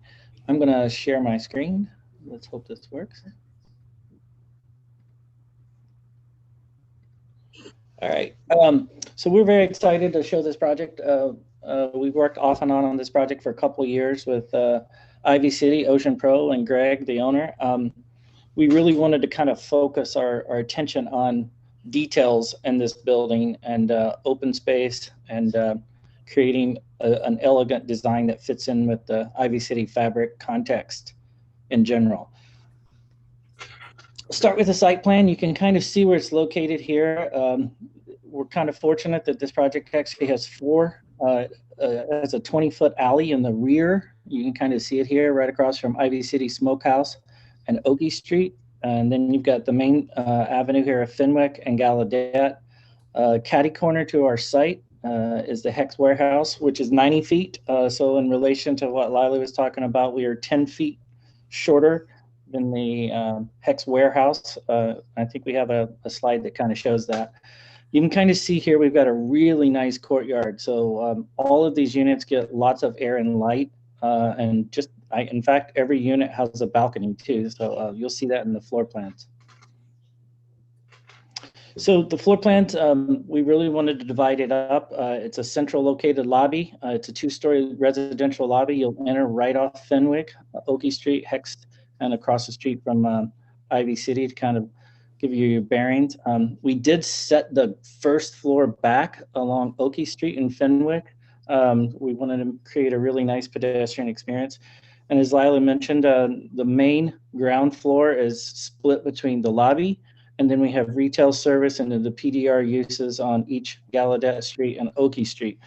The main garage entrance will be off of Gallaudet, and you can kind of see it. It's located here. There's the public alley. And the loading is right in the middle behind the lobby in between the 2 retail service PDR uses. Now the second floor, and then we've got the typical floor to show you. So the second floor, we continue on the Oakey Street, which is, we're considering the commercial side, with looking towards Ivy City and the uses along Oakey Street with the City Winery. We've got a continuation of the amenity service PDR uses on that side of the building. And another feature, we've got the large balconies here so this space can be really open. You kind of see in the facade that these are movable, operable, kind of like garage doors. They roll up. And so this space can be really open to air and light. And on the other side, which is kind of near the residential street, we've got the 9 residential units on the second floor. And this is just a double-heighted lobby you can kind of see here. So that's kind of looking down into the first floor lobby. And this is the courtyard in the rear, as you can see. It's a big courtyard. It's over 60 feet across. Now, the typical floor here, and I think Lila mentioned it, these are large units, much larger than a lot of the market rate projects you'll see in DC. We've got 2 3-bedrooms that make up, you can kind of see them on the corners, the larger units with the large ones and the 2s on the corners as well. But you can kind of see these are 7-foot balconies and these are 5-foot balconies. And unlike a lot of residential projects, these are not projected into public space. These are recessed within the property line. So, and once again, you can kind of see this large 80-foot lobby and 60-foot, courtyard. And there's balconies that go in all these units in the rear that look over the courtyard and all the way around Oakey Street, Fenwick, and Gallaudet Street. This is a penthouse. We do have 7 residential units up there and an amenity space. We're really focused, I think Lila mentioned it as well, on sustainable design. So the rest of the penthouse there will be a green roof. And this is the top of the penthouse. So you kind of see here, we'll go with the mechanical systems on top of the penthouse. This is the elevator pop-up, and you'll see the rest of the roof will be green. Now the main facade. So this is the facade along Fenwick Street, and you can kind of see the balconies tucked inside the units here. These are the corner balconies. These are a little larger at 7 feet. When we were focused on the design, we really wanted to kind of focus on 2 things: the pedestrian experience here. So there'll be retail uses and PDR uses. So this will be nice and activated along Fenwick with the 2-story lobby as you're walking along Fenwick. A lot of the brick detailing, and I'll talk about that in the color slide coming up. We've got actually 2 scales of brick here. It should make for a nice texture of a really elegant brick building. And one of the main features along Fenwick, obviously, is this green screen that kind of comes up, wraps across the top, and then comes back down along Gallaudet. We just kind of wanted to highlight that in this black and white drawing, that's going to be a nice feature to highlight the green of the building. This is looking towards Ivy City and District Winery. These are those balconies I was talking about on the 2nd floor that kind of open up. They're recessed, very large, and these were the garage doors that open up. So between the balconies and that use on the 2nd floor can receive lots of air and natural light. These are the balconies that look towards that in the penthouse. Once again, it's a 20-foot alley that's existing, and this is the House of Prayer adjacent. This is Gallaudet. So that green element comes up, wraps across the top, and comes back down Gallaudet Street. So when you're coming up Fenwick towards the New York Avenue, you'll see the green element, or if you're coming from New York Avenue or down Oakey past the Hex Warehouse, this will be visible. This is the alley facade. We don't carry the brick all the way around. It's kind of hard to see here, and we'll have some more details as we keep developing it. Some of this is corrugated metal in here, and it changes to a more panelized system back here. And you can kind of see the large balconies. These are 2s and 3s tucked in there with very nice balconies. So this is the material page talking about sustainable design. This is kind of the page that really just shows the green wall and how that will work. And it'll be a living green wall that kind of goes up and, as I mentioned, circulates around the building at the top, kind of giving it an identity in Ivy City. So here you can kind of see here, we're proposing the Roman brick scale, which is a thinner brick, and we're proposing it inside here, inside here, and then the larger brick here with some nice recessed details, and then there's some corbel brick at the top. I think we really wanted to focus on the details, and we'll have a lot more details in the final package that'll be enlarged so you can kind of see that. But hopefully you get a good sense of the scale of the brick and the texture that it's going to create. This is an aerial shot that's kind of looking down. Here you can kind of see the height difference between Hex Warehouse and our building. As mentioned, we're at 80 feet and this is at 90. And you can kind of see how that element wraps around there.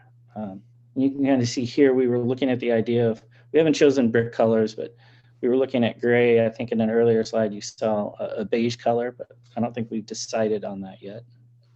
The green roof element up there. And this is kind of the last slide. I think it was the first slide as well.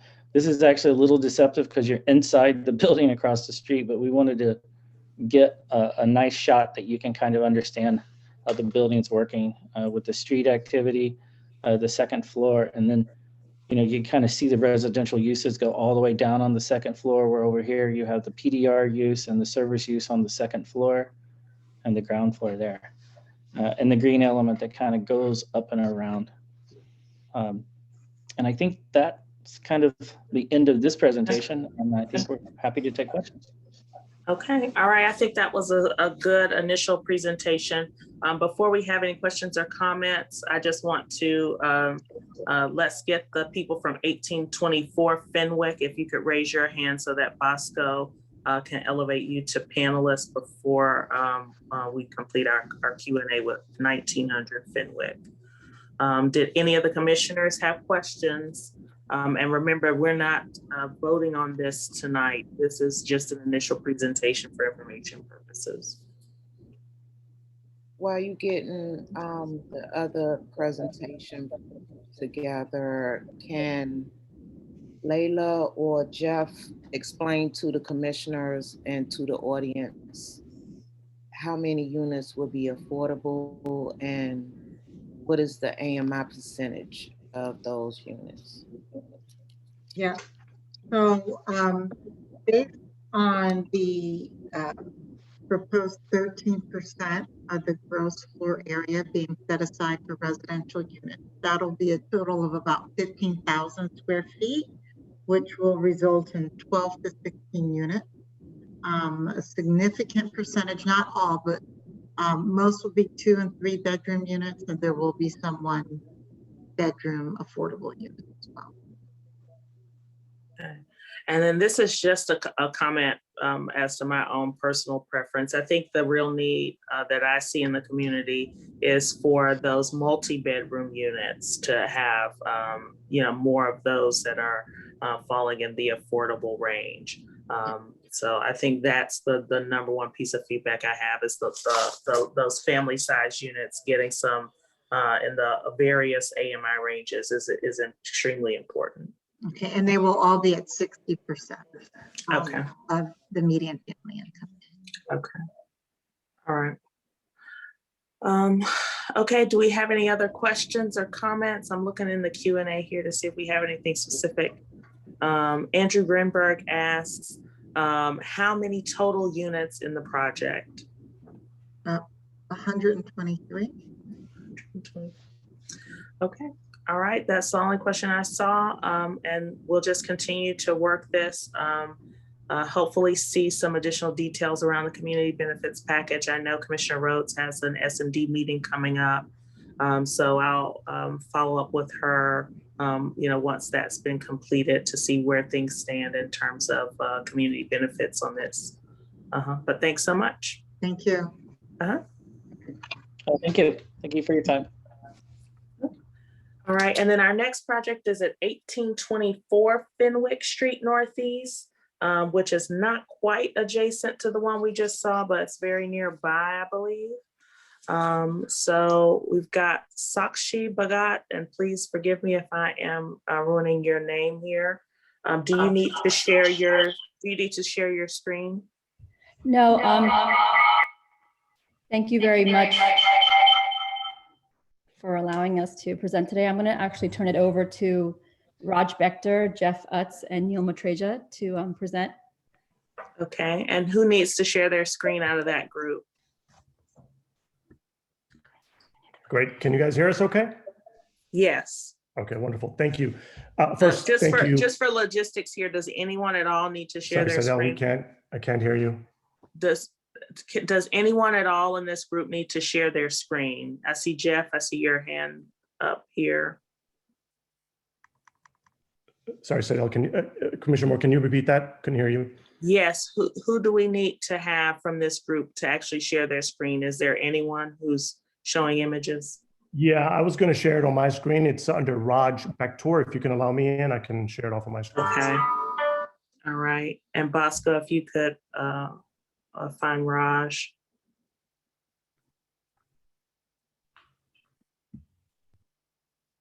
Okay. All right. You should be able to share.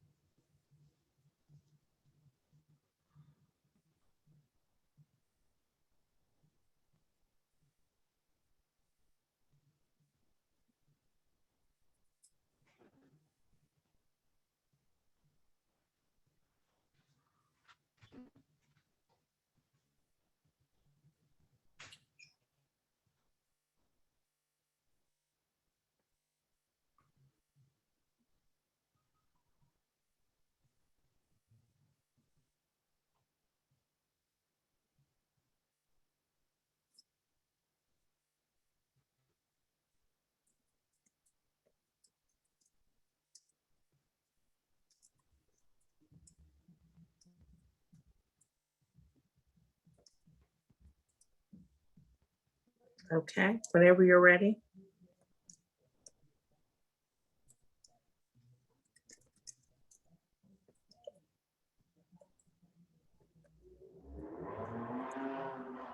Commissioner Moore, can you hear me?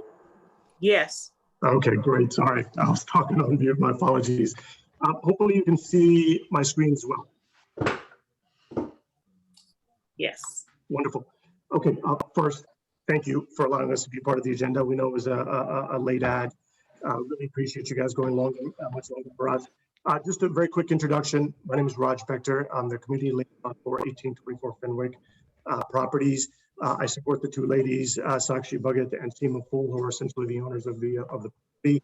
What we wanted to do today was do a quick intro of who we are, what the project is, and what we're requesting of the community leadership, and then ultimately engage you guys and the community in the overall process that we like to go through.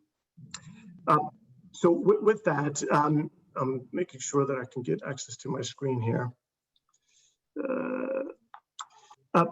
So as the first point essentially is, we are a women-owned business. We're a family-owned business. We are not a large developer by any stretch of the imagination. What we want to do is we think of people and community first. Hopefully we articulate that to you as we go through this project overview. What we like to do in Ivy City essentially is to have about 50 to 60 residential units. And purposely, we've left the affordable component open because we want to engage the community to understand what the community needs, what that right percentage might be in terms of the affordable component, and keep it at the 50 to 60 MFI level, if that's what the community deems appropriate for this particular location. So, we are very open to engage the community in terms of the affordable housing component, right? And what we ask is that you guys support the pending FLUM upgrade that's required for this particular property. We know the vote is coming up, and hence why, we do understand we're sort of behind the process a little bit, and asking the community to support us. And we're willing to basically, do what we need to do to see if we can get support from the community to take this forward. And Commissioner Moore, to your point, we do understand we can't take a vote today, but hopefully, if possible, over the next 4 weeks and potentially for the next agenda item, if we're able to get closer to taking a vote, we really appreciate the push on your end. Let me just go through in terms of what. I'm sorry. Can you guys see the screen? Okay, you guys can see it. Great, because I'm getting texts telling me they can't see it. Let me move to sort of this next point. Look, we've done a lot of research in the community, but you guys know the community far better than anybody else. We know there's a significant need for more affordable housing in this particular area, particularly to prevent the displacement of residents. And we as developers and a family-owned business, we are committed to making that happen. Again, we want to engage the community in making that happen. You guys have a great perspective. We'd like to engage you in understanding what that perspective might be, particularly around the affordable component. Let me give you a quick overview of what the project is, current state. Today, there's 2 tenants on the property. It's a repair shop and then a brewery. And we are in active dialogue with the tenants that we're thinking about doing something over the next coming years.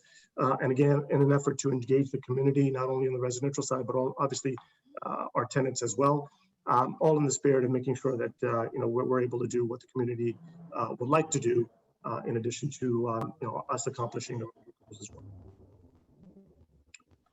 well. Just a very preliminary sort of masking, and Jeff Goins is part of this project as well. This is just a very preliminary rough view of what we think it could look like. We haven't done any more planning beyond this. Again, in the spirit of engaging the community, we do have a little bit of a perspective in what we like to accomplish. But what you guys see here is roughly anywhere from 5 to 7 floor building with 50 to 60 units. And again, the affordable component is open to discussion with the community. Anywhere from 50 to 60% MFI, median family income, is something that we're targeting. Again, feedback from the community as well. In addition to the affordable component, we are advocating a mix of 1, 2, and 3-bedroom units. We have several planned on subsequent floors of the building. So we do hear you that we want more than 1 bedroom in the community. We fully agree. We're committed to making that happen. We also want to maintain the PDR use, PDR1 use in the building as well. And then again, subject to engagement with the community, we love to figure out a way to have a community space that's open to the community more broadly in the building as well. And just to wrap it up, our ask essentially is basically supporting the upflumming of our plans to essentially medium density residential slash PDR. Right, so that's our request. And again, we understand we're not in a position to take a vote today, but we'd love to figure out a way to engage with you guys over the next 4 weeks to see if it's possible to do something in the next agenda in the next meeting. So yeah. Go ahead. So sure, I appreciate this presentation. Just to kind of give a little bit of additional perspective here. My understanding is that there's a request to sort of really expedite this process a bit so that it can meet some of the deadlines for the changes that are ongoing in the city in terms of the future land use map. That is highly unlikely. And, I'll just tell you publicly, I don't support that. I think that there is a process in place for us as a commission in terms of how we like to deal with land use issues so that we're clear with the community on their ability to offer feedback and have sufficient time to review projects and offer that feedback and to do all that community engagement.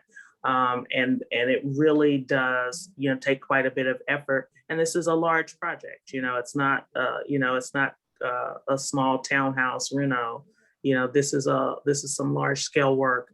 And that whole FLUM process has been going on for years and continues to have shifting deadlines. And so I don't want us to, as a community, be married to that process. So I think one of the things I'd like to see you guys do is have some additional conversations with Commissioner Rhodes. I know she has an upcoming single member district meeting. Talk to her community members, and really take in that feedback that you get from that meeting. And then we can follow up at some time between this meeting and next month's meeting once you've had the opportunity to do that. And if there's any other comments from the rest of the commission or someone feels differently, please jump in. I just had one comment / question. Sure. Mr. Bechter, you've left the percentage of affordable units. You wanted to ask the community what they thought. What is the absolute maximum you would go to?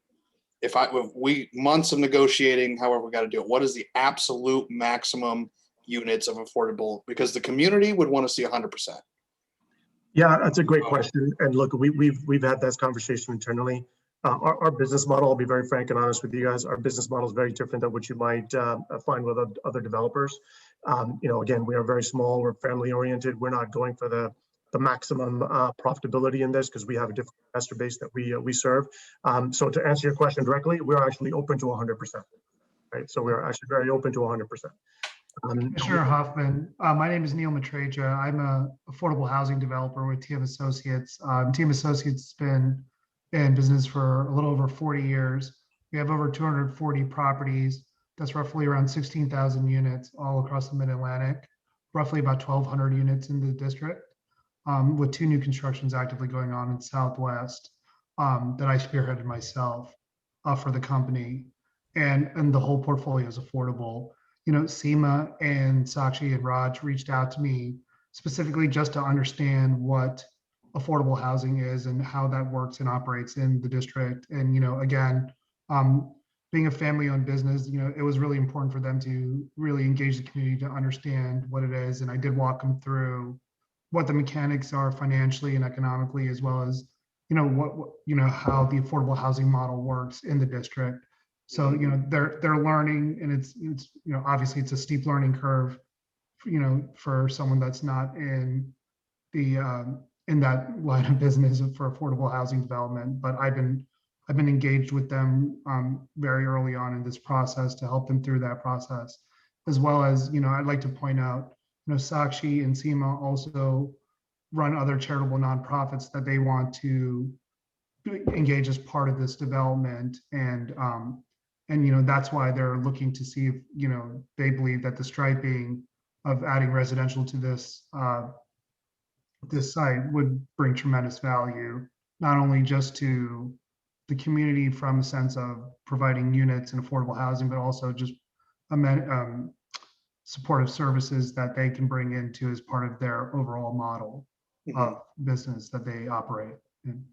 And given that we're now on the second PUD presentation in Ivy City that are going to add hundreds of units of housing, is anyone on the project in support of seeing the Crummell School site being restored to a community center? I mean, we haven't actually discussed it. We don't know much about. We've heard what's happening, but again, we are very much community oriented, and we respect and support the community. Right? We don't have a perspective, in terms of what happens with that particular site. We are concerned about what happens to our site and how we can add value to the community. Right? So that's how we respond to that. We're agnostic to how how you guys approach Crummell. Yeah, and so I'll just wrap us up here, but I just want to say one thing here. From my understanding, what you're requesting is not a PUD at this time. You want a map amendment to coincide with the FLUM amendments that are happening right now. Right. I think that's something that needs to be revisited at the single member district level. Can we, sorry, this is Jeff Utz with Goulston and Stores. Can we actually flip to the next slide that shows it with some specificity, just to put an image to it? So this is really the key slide that shows kind of what we're asking about, where we are, how we fit into Ivy City. So one of the things about this particular kind of moment in time where we're able to come before you all is that there's a window that wasn't available even, a couple months ago. Sakshi and Seema and Raj have obtained this property very recently. So they actually weren't able to submit future land use map amendment when the open call was at this point. Like you mentioned, Commissioner Moore, years ago, 3 years ago, maybe 4? Yeah, it's been years. Yeah, years. So it's actually kind of this kind of unique window that we have as well, because you have this kind of alignment of ownership right now during the open kind of amendment cycle where we kind of catch ourselves. So we don't love the timing of this, and we apologize for that aspect of it. Yeah, exactly. But we also want to make sure that we don't miss the opportunity to have this discussion with you all and try to see if we can have this particular site designated like the other sites that are shown in these bold lines here, 1678, 1641, and 2072, so the Crummell School and Profish.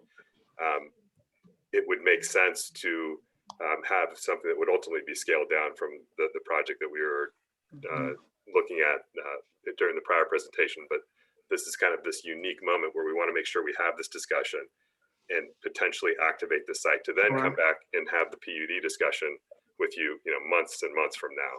And that's when it can unlock the benefits and amenities package that can really be exciting and tied into what Ivy City wants. Okay. Well, got it. I'm just gonna stop us here because we're way over the time, and this is definitely something that's just such in the early stages, and we're not even gonna vote on it yet. So let's do the workshopping at the SMD level, and then we'll come back when we have additional details. Okay, and then I think our last presentation of the evening before we lose our sign language interpreters is going to be alley beautification from the Mint project.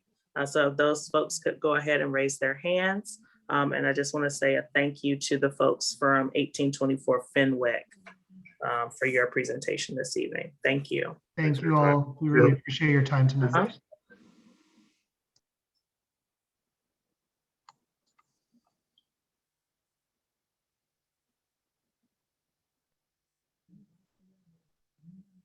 Okay, and then do we have Michael Wallace, I believe it is, if you're from the Mint project, if you could please raise your hand so that we can find you. Okay, I'm going to give it just another moment here, and then we're just going to go ahead and move forward in the agenda if I don't see a hand raised.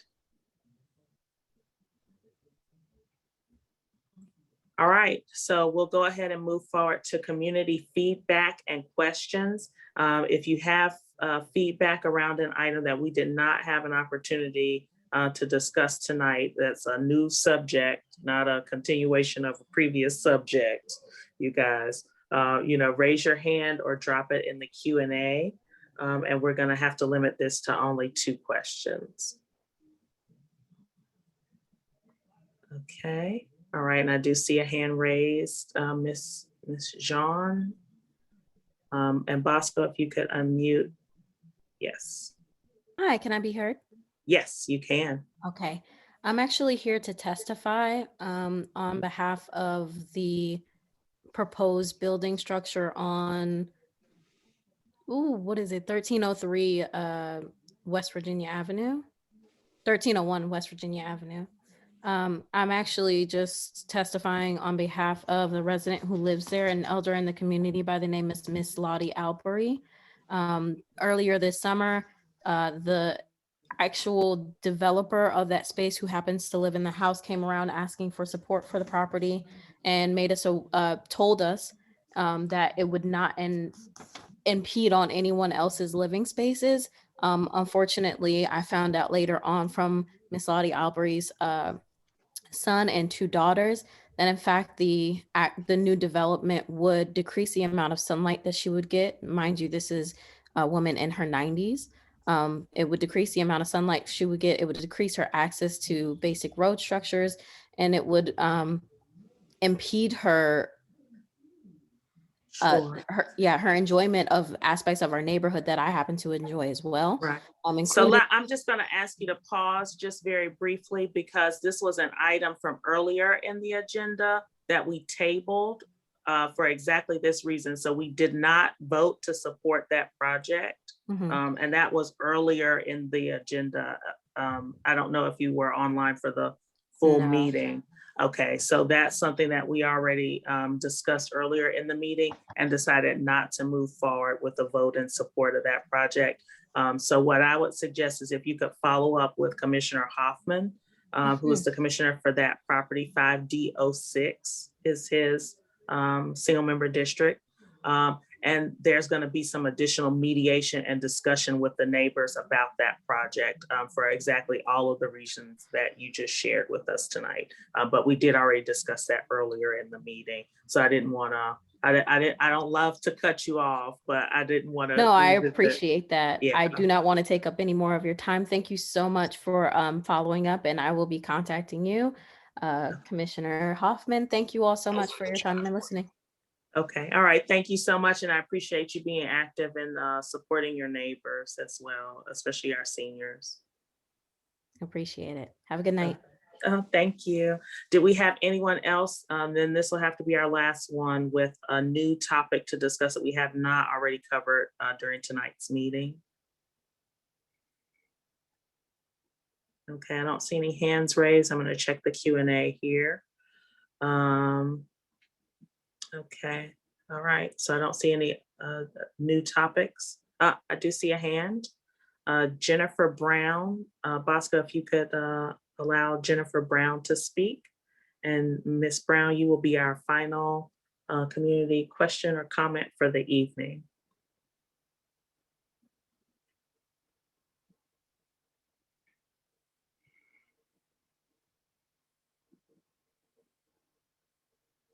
Okay, Ms. Brown.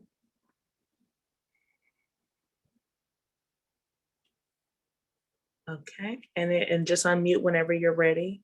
Can you hear me? Yes, we can. Okay, awesome, thank you. I may have to move to another meeting, but I had requested to be on the agenda tonight. It was for a BZA application 20275 for 1350 Queen Street Northeast. They have an application in to add a 5th unit to an existing 4-unit apartment house. And you said 1350, Yes. 50? Yes, 1350 Queen Street Northeast. Okay, all right, and yes, that will have to go on the agenda for next month's meeting. Okay. And I'll follow up. Who is the single member district representative for 1350 Queen Street? It's either myself or I think that's Stephen. Queen's in the middle. Queens. Yeah, that's what I know. Okay, so we'll, whoever is the single member district rep, please get in touch with Ms. Brown to make sure that she, we have all the information we need to get her on the agenda. All right, thank you. Okay, all right, so that's all we have for this evening. I am gonna ask the indulgence from the other commissioners that if we could please get the commissioner reports in writing to include in our email newsletter, since we've gone so far over time in this meeting, and I don't want us to lose our ASL interpreters and for community members not to get that information. So did we vote on the speed bumps for 18th Street? We missed that. From 17th and K. So with only resolution I see on our agenda is speed bumps on K Street Northeast, and we That's already it. voted on it. We Okay. did? Yeah, we did. consent It's on the consent calendar. Okay. Okay. All right. So with that, I move to adjourn tonight's meeting. Can I get a second? Second. Okay, all in favor? Aye. Aye. All right, and we are adjourned. Thanks so much, everyone.